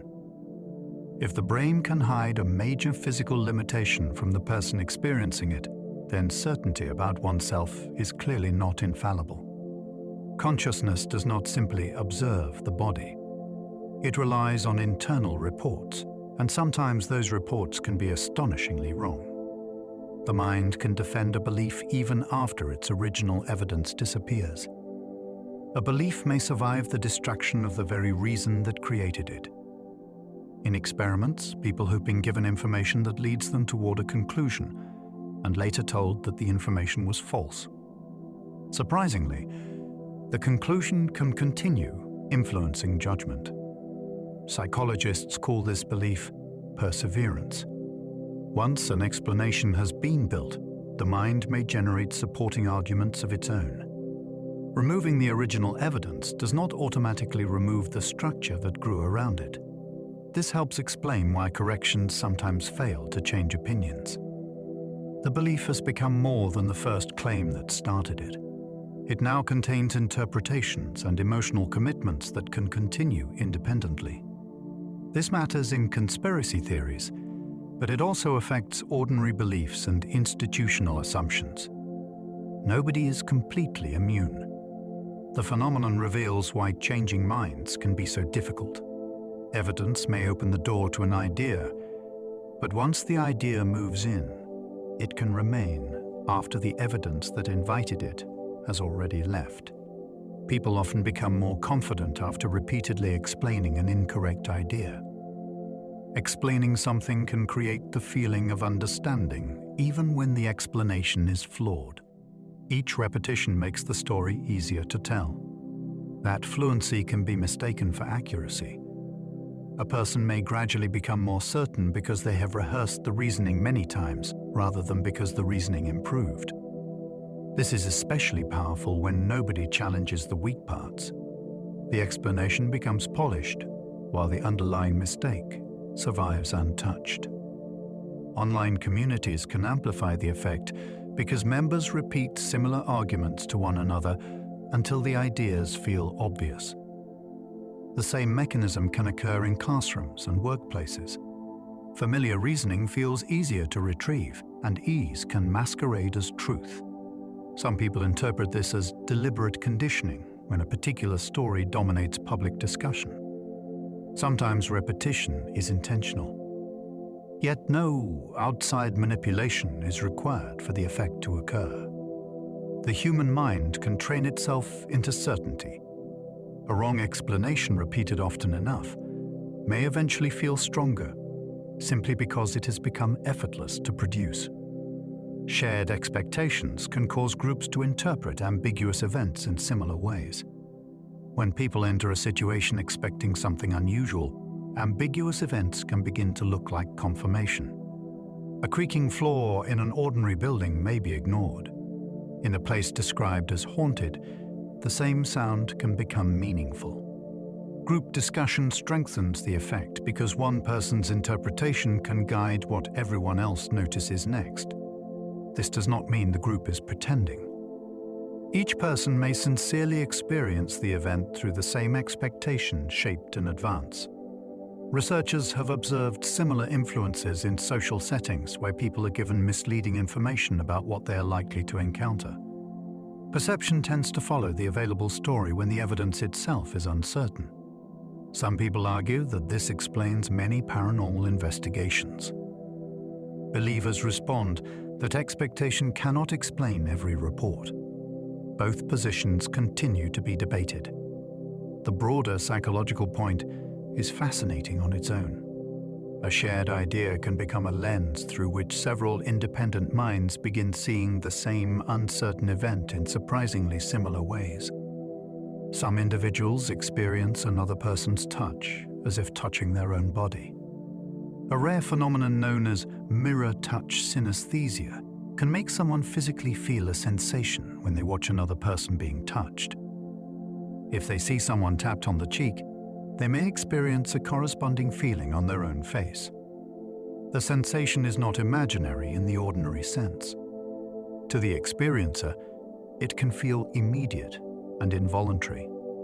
Researchers think the brain systems involved in representing other people's bodies may become unusually active and cross into personal sensation. Most of us appear to simulate other people's experiences to some degree, but normal boundaries keep that simulation separate from the body. In mirror touch synesthesia, the boundary seems unusually thin. Some people with the condition describe heightened empathy, although the relationship is not simple. The phenomenon has inspired broader ideas about whether human minds are more physically interconnected than we realize. Science does not require telepathy to explain it. Yet the experience remains extraordinary. Simply watching another body can produce a sensation inside your own. Watching someone get hurt can activate sensations inside the observer's own body. Seeing another person's stubborn toe can produce an immediate wince before conscious thought catches up. Brain systems involved in processing pain can respond when we witness someone else's discomfort, even though our own body has not been injured. This does not mean observers literally experience the same pain in the same way. Instead, the brain appears to create a partial internal simulation that helps us understand what the other person is going through. The response may be stronger when the injured person is someone we care about. It can also vary dramatically between individuals. This mechanism may contribute to empathy and social learning. It also raises a strange question about where one person's experience ends and another person's begins. Human beings often think of sensation as entirely private. Yet observation alone can recruit some of the same internal systems that respond to direct experience. Another person's accident can therefore leave a real trace in your own nervous system without any physical contact occurring. A person's name can shape first impressions before anything else is known. Names carry expectations before a person has spoken a single word. People may associate certain names with age or social background based on previous experience. Those associations can influence judgments about someone they have never met. Experiments suggest that names can affect assumptions about personality and even employability under particular conditions. The effect changes across cultures because the meaning attached to a name depends heavily on local experience. This makes names psychologically powerful labels. They are technically arbitrary sounds, yet societies load them with information that can influence how strangers are treated. Some people believe names possess deeper symbolic power or somehow shape destiny. Evidence for literal destiny is lacking. Still, there is a more grounded pathway by which names can affect lives. If other people react differently because of a label, those reactions can influence opportunities and social experiences over time. A name does not need mystical power to matter. Human expectation can turn a few spoken sounds into a surprisingly influential first signal. Faces seem more trustworthy or threatening based on tiny features we barely notice. People form impressions from faces in a fraction of a second. A slight change in the shape of the mouth or brows can alter whether someone seems trustworthy. These judgments happen so quickly that they can feel instinctive. Yet they are not necessarily accurate. The brain appears to use shortcuts based partly on resemblance to familiar emotional expressions. A naturally lowered brow may be interpreted as threatening even when the person is perfectly calm. Facial structure can therefore influence first impressions before behavior provides any real evidence. This has consequences in social interactions and courtroom judgments. People may unknowingly treat someone differently because of an impression produced by features that person cannot control. Some older traditions claimed faces revealed character in a deeper sense. Modern psychology does not support that idea. Instead, it reveals something perhaps more uncomfortable. We may believe we are reading character when we are actually reading the shape of a face. Instant intuition about strangers can begin with surprisingly little information. People can unconsciously change behavior when reminded of certain social stereotypes. A passing reminder can sometimes influence behavior without becoming the focus of conscious thought. Psychologists have studied whether exposure to social stereotypes changes how people subsequently act. Some famous early findings suggested strong effects. Later attempts to reproduce certain results produced mixed outcomes, which led to major debate about how reliable these forms of priming really are. That controversy is itself revealing. Human behavior is clearly shaped by context, but researchers still argue about how subtle a cue must be before its influence becomes meaningful. In everyday life, stereotypes can guide attention and expectation, even when people reject them consciously. Someone may respond differently because a category has been activated in the mind without realizing it happened. More conspiratorial interpretations sometimes describe this as psychological programming. The evidence does not justify treating people as easily controlled machines. Still, subtle influence is real in many forms.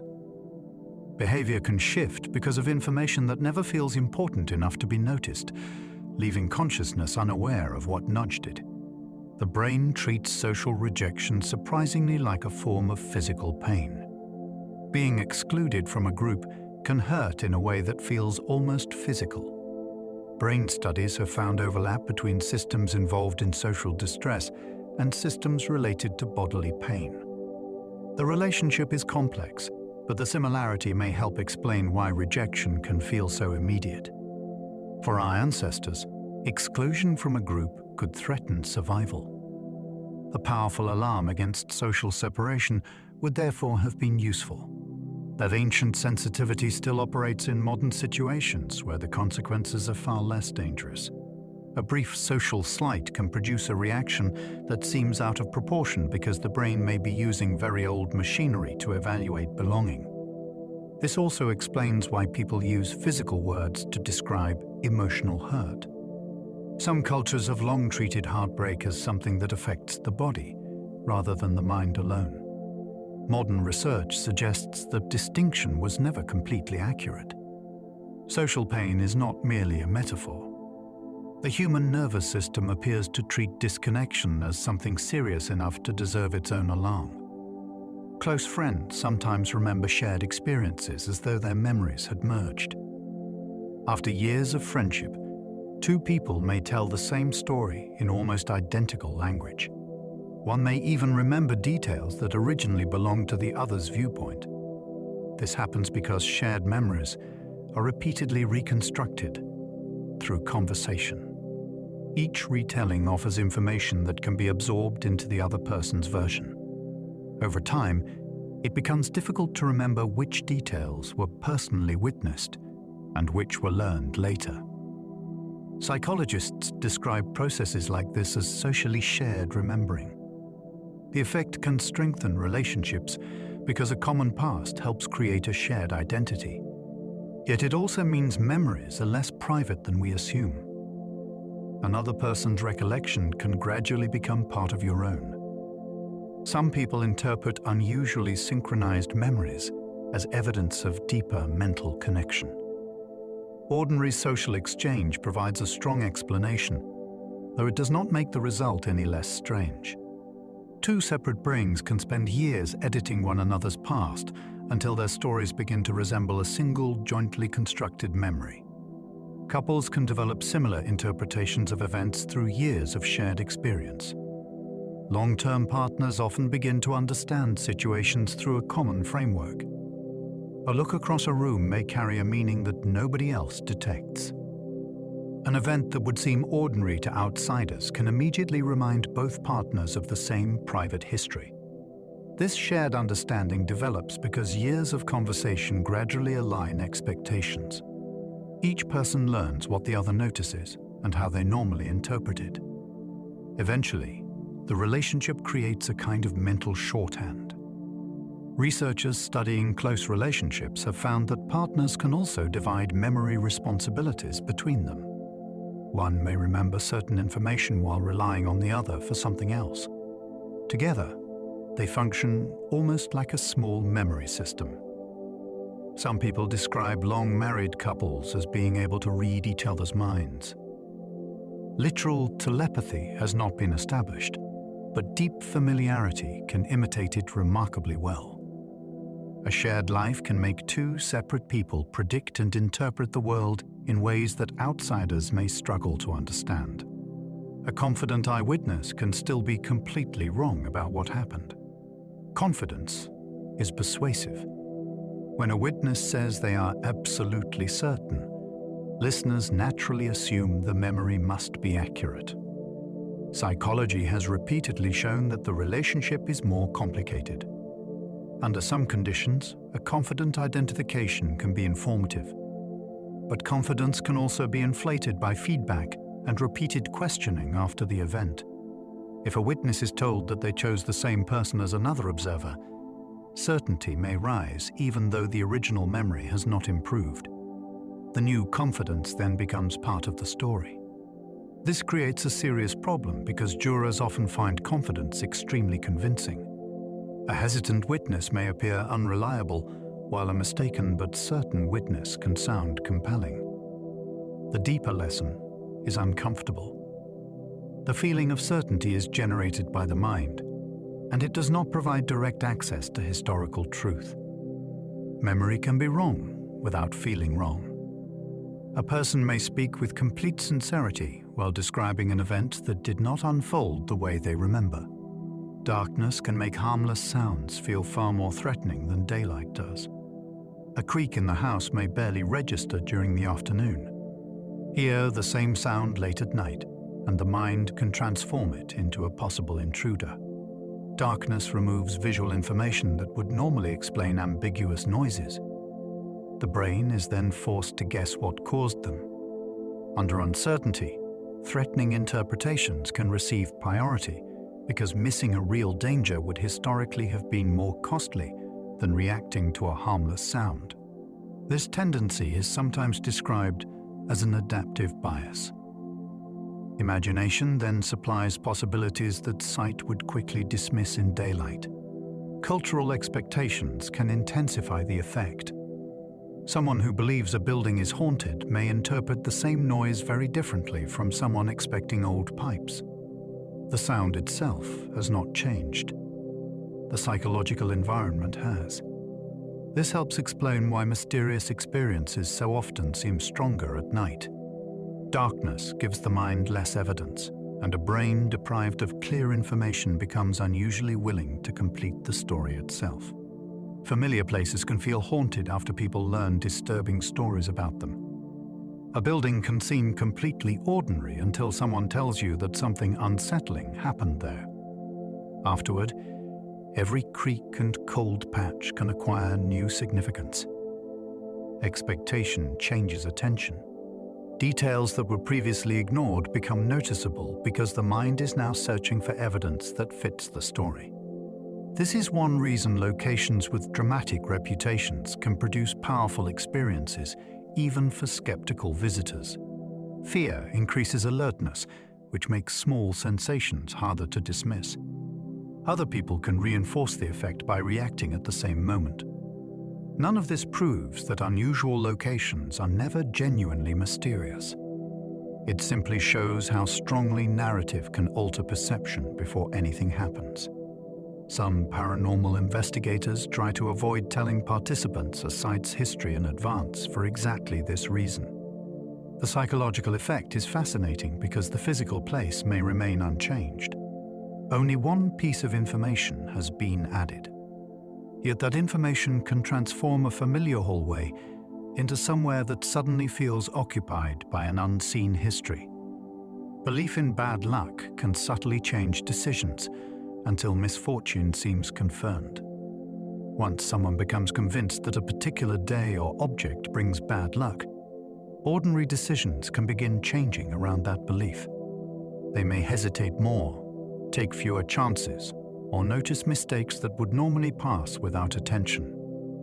Those small changes can increase the likelihood of poor outcomes. When something then goes wrong, the event appears to confirm the original superstition. Psychology often describes this as a self-fulfilling process. Expectation influences behavior, behavior alters consequences, and the consequences strengthen expectation. The fascinating part is that the person may never notice the chain developing. They simply experience a series of events that seems to prove the bad luck was real. Some traditions take the opposite view and argue that certain symbols genuinely carry harmful influence. That remains outside established evidence. Yet belief alone is powerful enough to create something that looks remarkably similar. A superstition can begin as an idea and then gradually arrange behavior until the world seems to answer it. Superstitious rituals can improve confidence even when they have no obvious mechanism. An athlete wears the same socks before every important match. A student uses one particular pen during an exam. Logically, neither object should affect performance. Yet rituals like these can sometimes improve confidence enough to change how well someone performs. Experiments have found that people given a supposed lucky charm may persist longer or feel more capable during certain tasks. The object itself has no demonstrated special power. The belief surrounding it appears to alter motivation and anxiety. That creates an intriguing middle ground between superstition and psychology. The ritual may be irrational in one sense, while producing a real effect through expectation. Some people argue that traditional lucky objects work because intention gives them power. Science does not need that explanation, but it cannot deny the behavioral consequences of belief. A ritual can influence reality indirectly by changing the person performing it. What begins as symbolism can therefore end with a measurable difference in confidence, effort, and sometimes outcome. People often find meaningful patterns inside completely random information. Show someone a field of random dots, and the mind may discover a face. Play meaningless noise, and a listener may think they hear a word. Human perception is built to search for structure because recognizing patterns quickly has enormous survival value. The cost of that ability is that the brain sometimes detects order where none was deliberately created. Psychologists often use the term apophenia for this tendency to perceive meaningful connections in unrelated information. It helps explain why clouds become animals and why random number sequences can seem strangely significant. More controversial examples appear when people interpret coincidences as evidence of hidden plans. Skeptics see the same pattern seeking machinery at work. Others argue that dismissing every unusual pattern as coincidence can be just as limiting. The difficult question is deciding when a pattern is genuine. The brain is excellent at finding structure, but it does not come with a perfect internal alarm that tells us when the structure exists only in our interpretation. Random coincidences can feel personally designed when they happen close together. One coincidence can be amusing. Several related coincidences arriving within a short time can feel almost impossible. Someone thinks about an old friend and then receives a message from them. Later that day, the same friend's name appears unexpectedly somewhere else. The mind naturally links the events because they share a theme. Probability tells us that strange clusters are inevitable across a lifetime filled with thousands of daily experiences.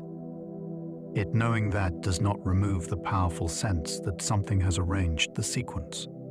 Carl Jung used the term synchronicity for meaningful coincidences that seemed connected without an obvious causal link. He believed their psychological significance deserved attention even when conventional cause and effect could not explain them. Modern researchers generally treat such clusters through probability and pattern perception. Some people remain unconvinced. What keeps the mystery alive is the emotional precision of certain coincidences. Chance may explain how they happen, but it does not always explain why they feel like a message addressed to one person. The mind notices confirming evidence more easily than evidence that challenges expectations. Once someone expects a certain outcome, information that supports the belief can become unusually visible. Contradictory examples may receive less attention or be explained away. This tendency is known as confirmation bias, and it appears across politics, relationships, health beliefs, and paranormal investigations. A person who suspects a neighbor dislikes them may remember every cold interaction while overlooking friendly ones. Someone convinced a location is haunted may count unexplained noises and forget all the ordinary hours when nothing happened. The mechanism is not simply dishonesty. Attention and memory naturally favor information that fits an existing mental framework. That makes beliefs surprisingly self-protective. Some conspiracy theories become especially resistant because every contradiction can be reinterpreted as part of the cover-up. Yet mainstream assumptions can fall into the same trap. No worldview is automatically immune. The unsettling lesson is that evidence does not always enter the mind on equal terms. What we already believe can influence which parts of reality become easiest to notice. Repeated coincidences can create a powerful sense that events are somehow connected. When the same unusual theme keeps appearing, coincidence begins to feel less convincing. A person sees the same number on receipts, clocks, and addresses for several days. Another repeatedly encounters references to a place they have been considering visiting. Psychology offers a straightforward explanation called frequency illusion. Once something becomes important, attention begins noticing it everywhere. The pattern may have existed before, but it only becomes visible after the mind is sensitized to it. Selective memory strengthens the effect because matching examples stand out, while non-matching events disappear into the background. Spiritual traditions often interpret repeating signs differently. They may be seen as guidance or evidence of alignment with something larger. There is no accepted way to prove such interpretations. Still, the subjective power is easy to understand. Repetition transforms coincidence from a single oddity into what feels like a developing pattern. The more often it happens, the harder it becomes emotionally to believe that nothing is connecting the events. Some people report knowing a telephone caller's identity before checking the screen. The phone rings, and a name instantly enters the mind. When the screen is checked, the guess is correct. Experiences like this have long been offered as everyday examples of possible telepathy. Psychology points towards several less exotic explanations. People usually receive calls from a relatively small group, which makes correct guesses more likely than they feel. We also remember striking successes more easily than the many times a guess was wrong. Timing can provide hidden clues as well. Certain people tend to call at predictable hours or after particular events. Even so, experimental attempts to test telephone telepathy have produced enough debate to keep the idea alive among enthusiasts. Some studies have reported intriguing results, while critics have questioned methods and replication. No accepted mechanism has been established. The enduring fascination comes from how immediate the experience feels. A correct name can arrive before any visible information appears, giving the caller the uncanny impression that one mind somehow reached another before technology completed the connection. Twins sometimes describe matching thoughts or sensations, despite being physically separated. Stories about twins often include strange moments of apparent connection. One twin suddenly feels uneasy, while the other experiences trouble far away. Others report calling each other at the same moment, or independently making the same unusual decision. Identical twins share genes and often share years of similar upbringing, which can produce remarkably similar habits and responses. they may also know each other well enough to make accurate unconscious predictions. Coincidence becomes more likely when two closely matched people make thousands of decisions across a lifetime. Yet some accounts seem specific enough to fascinate even skeptical listeners. Researchers have tested claims of twin telepathy without establishing reliable evidence for direct mind-to-mind communication. Still, the cultural idea persists because twins sometimes appear synchronized in ways ordinary siblings do not. Whether the explanation is shared biology, deep familiarity, selective memory, or something more mysterious, twins offer a powerful natural experiment.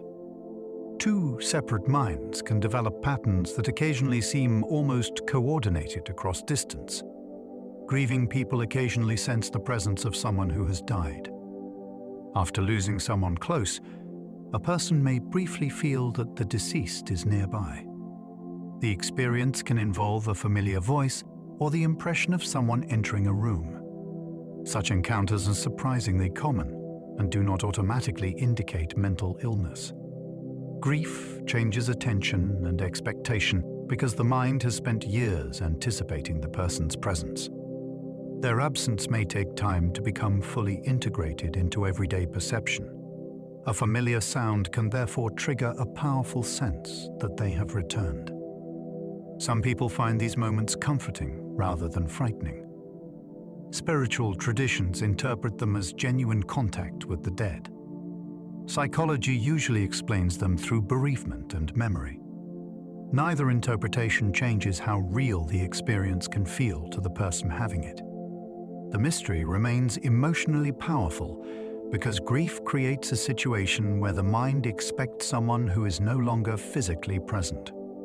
Sometimes that expectation becomes vivid enough to produce the unmistakable feeling that the relationship has briefly crossed the boundary of absence. Near sleep, the brain can produce voices that sound completely external. As consciousness drifts toward sleep, someone may suddenly hear their name spoken with startling clarity. A short phrase can seem to come from the room, even though nobody is there. These experiences are known as hypnagogic hallucinations. They occur during the transition between waking and sleep, when dreamlike activity can begin before full awareness disappears.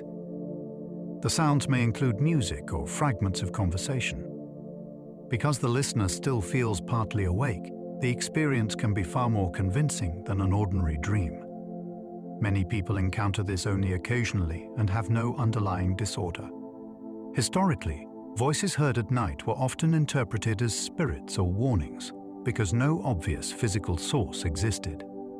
Sleep science offers a neurological explanation, yet the realism remains remarkable. The brain can apparently generate an auditory event powerful enough to be mistaken for external sound, while the person still believes they are awake. For a few seconds, dreaming and hearing can occupy the same psychological space. Waking hallucinations can occur in healthy people without indicating mental illness. Hallucinations are often associated with serious psychiatric conditions, yet unusual perceptions can also occur in people who are otherwise healthy. Exhaustion and migraine can sometimes produce brief visual or auditory experiences. Sensory deprivation can do the same. Some people report hearing their name called when nobody spoke. Others glimpse a figure at the edge of vision that disappears immediately. These experiences may be rare and harmless, but they challenge the assumption that perception always corresponds directly to an external event. The brain is constantly constructing its best interpretation of incoming information. Under unusual conditions, that construction can become convincing, even without a matching stimulus. Cultural beliefs strongly influence how such moments are understood. One person may call it a neurological glitch. Another may regard it as a supernatural encounter. The experience itself does not settle the debate. What psychology can say is already surprising. A healthy mind can occasionally generate a perception that feels completely real, despite having no obvious source in the surrounding world. Extreme fatigue, can make ordinary objects briefly appear animate or unfamiliar.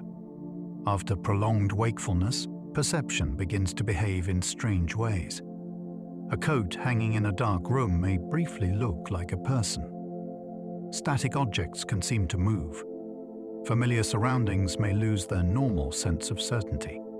Sleep deprivation reduces the brain's ability to process information accurately and can increase brief perceptual distortions. As exhaustion deepens, some people experience more elaborate hallucinations. This helps explain why travelers and night workers have historically reported strange figures during periods of extreme tiredness. Under those conditions, the brain receives real visual information but interprets it poorly. The result can feel completely convincing for a moment. Paranormal stories sometimes emerge from exactly these circumstances, though fatigue does not explain every unusual report. What makes the effect so compelling is how quickly certainty can collapse. An object you have seen hundreds of times can suddenly seem alive because the machinery that normally keeps perception stable is no longer working at full strength. Meditation can sometimes alter the feeling of where the self is located. During deep meditation, some practitioners report that the normal sense of being located behind the eyes begins to change. The body may feel distant or unusually spacious. In stronger experiences, the boundary between observer and surroundings can become difficult to define. Neuroscience suggests that meditation can alter activity in networks involved in attention and self-related processing. This does not mean meditation causes the mind to leave the body. Yet it does show that the ordinary location of the self is more flexible than it feels during daily life. Religious traditions have interpreted such states as evidence that consciousness extends beyond the physical body. Secular practitioners may describe the same experience as a temporary change in brain processing. The disagreement remains unresolved at the philosophical level. What is clear is that the sense of being a person located at one specific point is not completely fixed. With sustained attention, the mind can alter one of the most basic assumptions of ordinary experience. Certain experiences create a temporary sense that personal boundaries have disappeared. People in unusual states of consciousness sometimes describe losing the normal distinction between themselves and everything around them. The experience is often called ego dissolution. It can occur during intense meditation or neurological disturbance. It has also been reported under certain psychoactive substances in controlled research settings. The person may no longer feel like a separate observer located inside a clearly defined body. Instead, identity becomes diffuse or temporarily absent. Researchers link the experience with changes in brain networks that help maintain a stable model of the self. Mystical traditions have interpreted similar states as direct encounters with a deeper level of reality. Psychology treats that interpretation more cautiously because a powerful feeling does not prove what exists outside the mind. Yet the phenomenon remains extraordinary. The sense of being an individual seems fundamental and permanent during ordinary life. Under certain conditions, that certainty can disappear. Consciousness continues, but the usual owner of consciousness can temporarily become difficult to find. People under sensory deprivation can begin seeing patterns without external stimulation. Remove enough normal sensory input and the brain does not simply become blank. Instead, it may begin generating experiences of its own. People placed in highly reduced sensory environments have reported flashes of light and geometric patterns. Some hear sounds that are not physically present. The brain appears uncomfortable with prolonged absence of information, so internal activity becomes more noticeable or gets interpreted as external perception. This effect has fascinated researchers because it suggests that perception depends partly on prediction. When outside data becomes weak, the brain's own expectations have greater influence over what reaches awareness. Older experiments with isolation sometimes produced dramatic experiences, though modern research follows stricter ethical standards.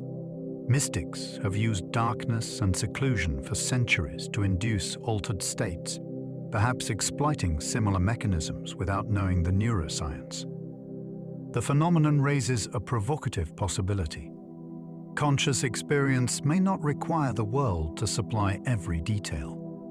When external input fades, the mind is capable of producing surprisingly elaborate material from within itself. Long periods of isolation can dramatically change how time and reality feel.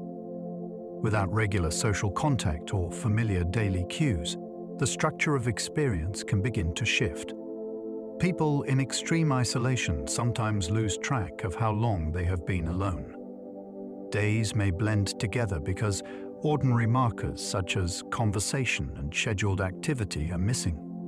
Perception can also become unusually sensitive. Small sounds gain importance. Internal thoughts may seem louder because there is less outside stimulation competing with them. Explorers and people confined in remote environments have described a gradual change in the sense of what feels normal. Psychology understands much of this through disrupted routines and reduced sensory variety. Yet isolation has also played a major role in spiritual traditions that deliberately remove people from ordinary society. Practitioners sometimes report profound insights or unusual experiences after extended solitude. Whether those experiences reveal hidden truths or simply reveal what the brain does without normal input remains debated.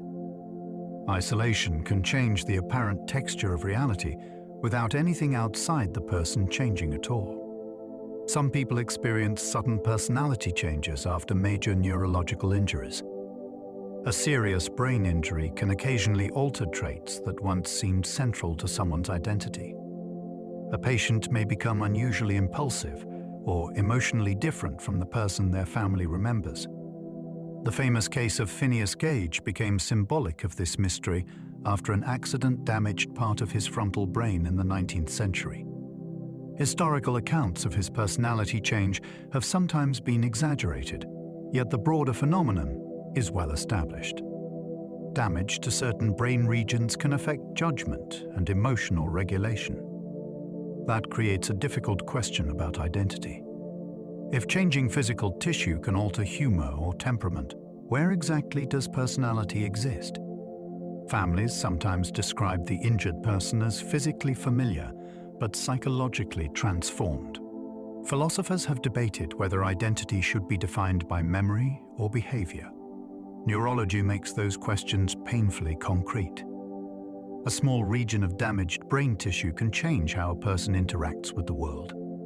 The self may feel indivisible from inside, but its characteristics depend on biological systems that can be altered. Rare brain injuries can produce unexpected artistic or mathematical abilities. A small number of people have developed unusual talents after neurological injury or disease. Someone with little previous interest in art may suddenly begin drawing obsessively. Another may become fascinated by complex numerical patterns. These cases are sometimes described as acquired savoir syndrome. Researchers have proposed that changes in inhibition might allow access to forms of processing that were previously hidden beneath ordinary mental habits. Other explanations involve intense practice after the injury or changes in attention. No single theory fully accounts for every case.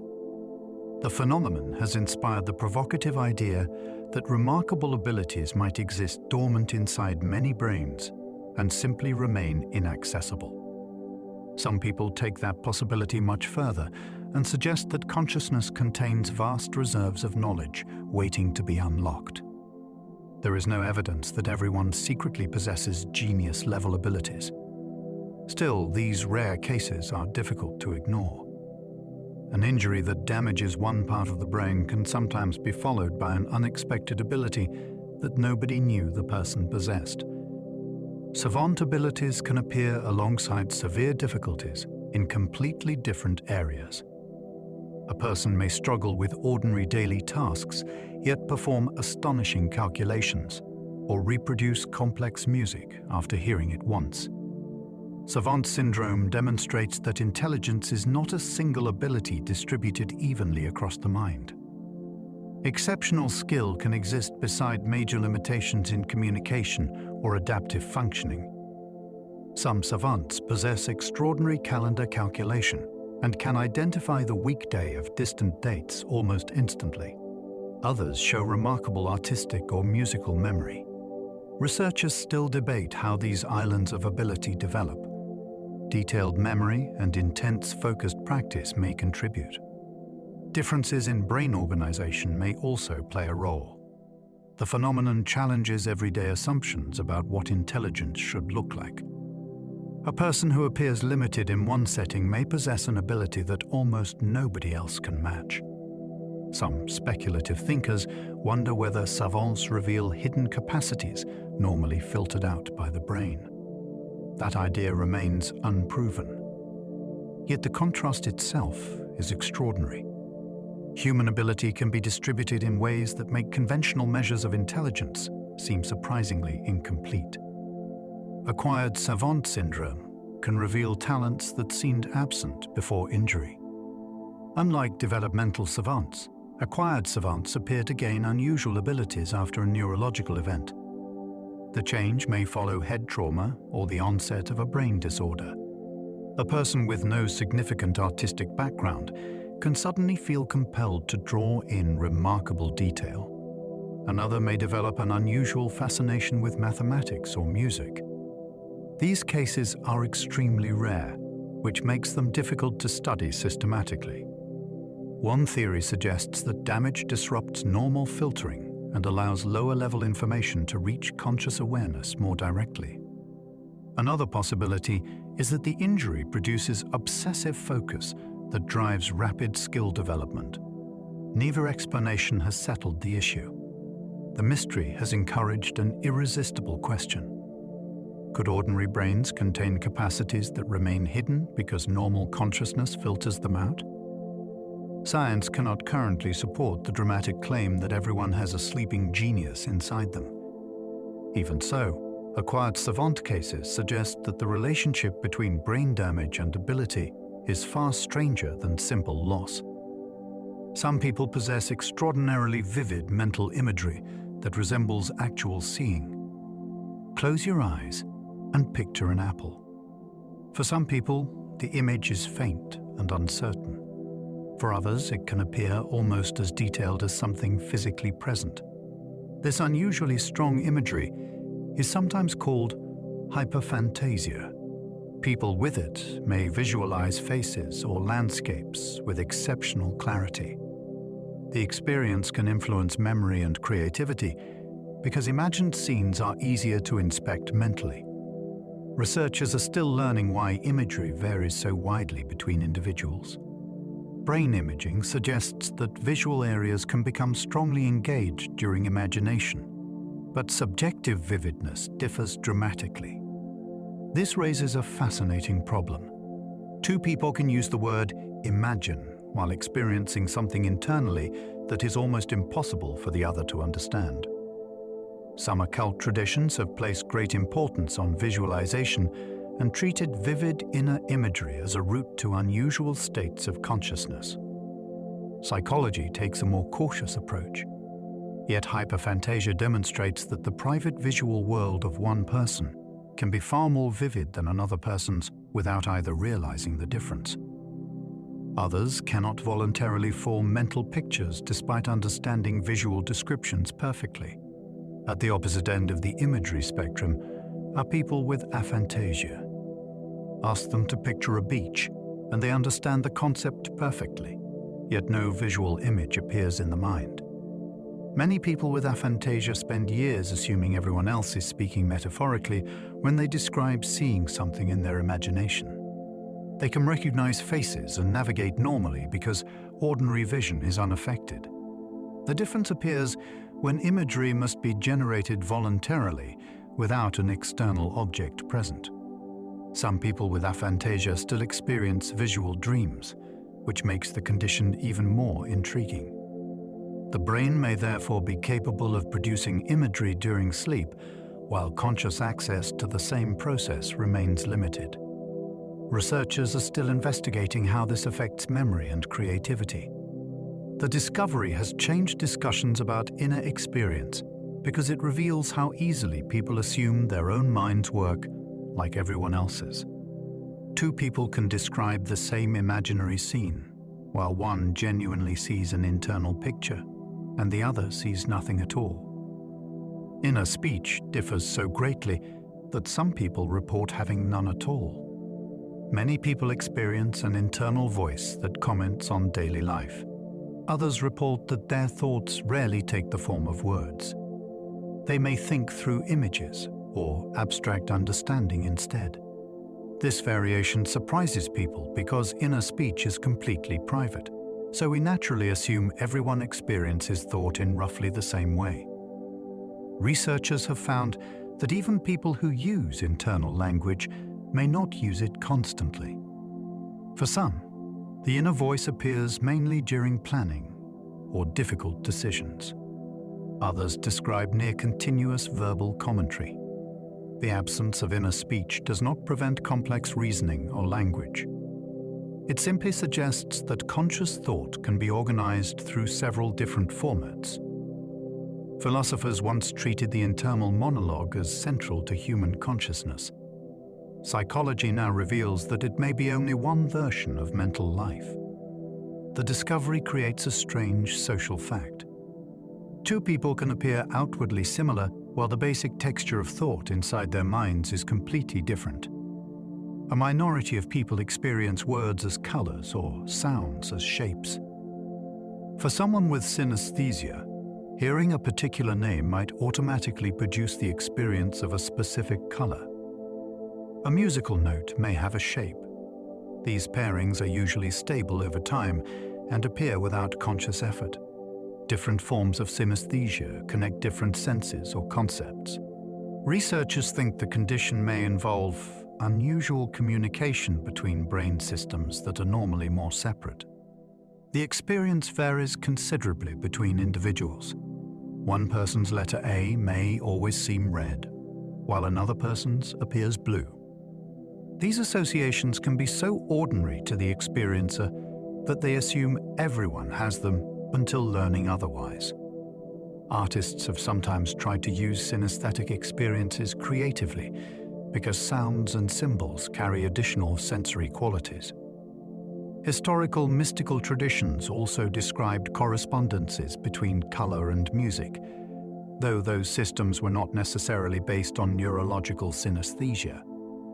The phenomenon shows how differently reality can be assembled inside different brains. The same spoken word can literally come with an extra sensory dimension for one listener. Synesthesia can make completely abstract ideas feel consistently linked to sensory experiences. Some forms of synesthesia extend beyond simple letters or sounds. Days of the week may occupy fixed positions in space. Numbers can possess personalities. Months may appear arranged around the body in a precise mental layout. These experiences are automatic rather than deliberately invented. A person may have felt since childhood that Wednesday belongs in one location while December sits somewhere else entirely. Researchers call some of these experiences sequence-based synesthesia. They reveal that abstract concepts can become attached to sensory qualities with remarkable consistency. This may even aid memory because information is organized within a stable internal map. The phenomenon has fascinated people interested in symbolic systems because it resembles the ancient habit of linking ideas with colors or positions. Science does not suggest those symbolic correspondences exist universally. Instead, each synesthete appears to construct a highly personal system. What remains mysterious is why the brain sometimes converts concepts with no physical shape into experiences that feel spatially or sensorially real. Human memory can preserve emotional meaning while losing almost every surrounding detail. Sometimes, only the emotional conclusion of an experience survives. A person may forget where a conversation happened and what was said, yet still remember that the interaction felt important. Over time, memories often lose peripheral information while retaining a simplified emotional core. This can be useful because the brain does not need every detail to guide future behavior. It may preserve the lesson while allowing the circumstances to fade. Yet that efficiency creates a problem. Once context disappears, the remaining feeling can become difficult to evaluate. Someone may distrust a situation without remembering the experience that created the reaction. The emotional trace feels meaningful, even though the original evidence can no longer be examined.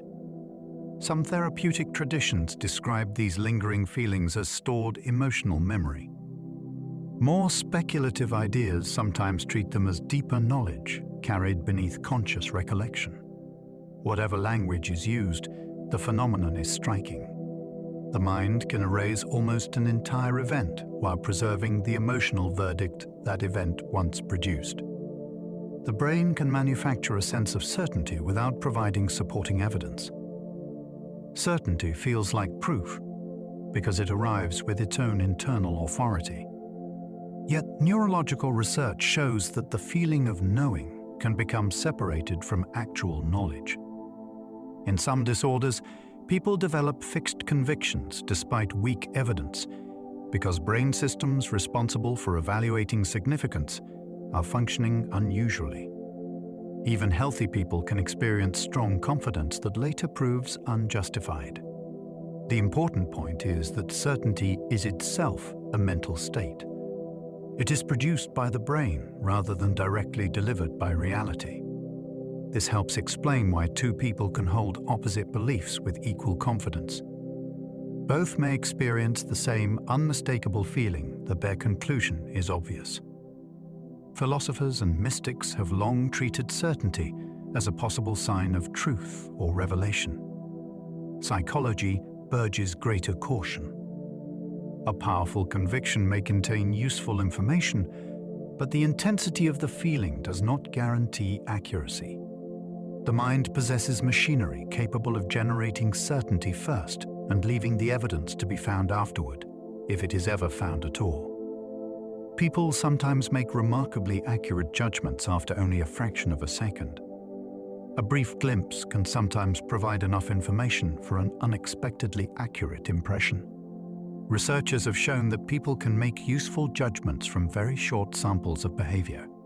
This process is sometimes called thin slicing. Experienced professionals can be especially good at it because years of exposure teach the brain which small signals matter. A teacher may quickly sense whether a classroom is engaged. A mechanic may hear something unusual in an engine almost immediately. The judgment seems instantaneous because the underlying analysis happens outside conscious awareness. Yet snap judgments are not universally reliable. Bias can produce confident mistakes when the situation is unfamiliar. What makes thin slicing fascinating is that enormous amounts of deliberate reasoning are not always necessary for insight. A tiny fragment of behavior can sometimes contain enough structure for the brain to recognize a larger pattern. Intuition may therefore be less mysterious in some cases than it feels, but its speed still gives the impression that knowledge arrived before observation had time to begin. Conscious awareness may arrive after the brain has already begun preparing an action. Before a person reports deciding to move a finger, measurable activity can sometimes be detected in the brain. Experiments exploring this timing have become famous because they appear to place unconscious preparation before conscious intention. The interpretation remains fiercely debated. Some researchers argue that early brain activity merely reflects a general build-up toward possible movement, rather than a final decision. Others believe the findings show that conscious will enters the process later than intuition suggests. The question matters because everyday experience gives us the strong impression that intention causes action in a simple sequence. First we decide, then the body moves. Neuroscience suggests the real chain may be more complicated. Philosophers have used these experiments to argue both for and against traditional ideas of free will. No single study has settled the issue. Still, the possibility is extraordinary. The brain may begin preparing what we are about to do before the conscious self experiences the moment of choosing. Psychology still cannot fully explain where the feeling of self comes from. Every waking moment seems to belong to someone. Thoughts feel like my thoughts. Memories seem connected to a continuous person who has existed across time. Yet neuroscience has never discovered one single location in the brain where that owner clearly resides. Instead, the sense of self appears to emerge from many interacting systems involved in memory and body awareness. Change those systems and identity can change with them. Some neurological conditions alter the feeling of ownership over a limb. Meditation can weaken the usual boundary around the self. Memory loss can remove large sections of personal history without erasing consciousness entirely. Philosophers have debated for centuries whether the self is a real entity or a useful construction created by the brain.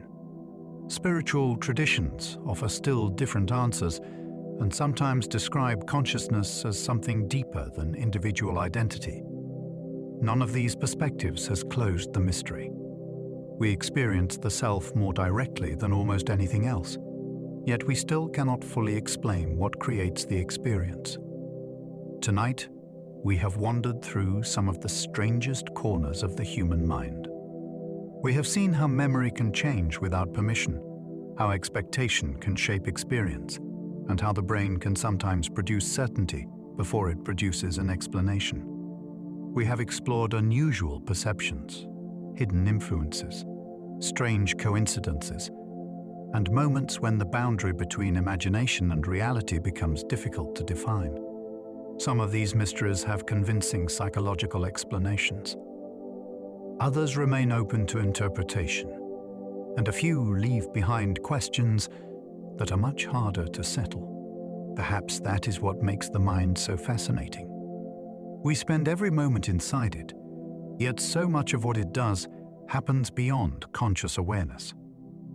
Beneath every thought is another process working out of sight.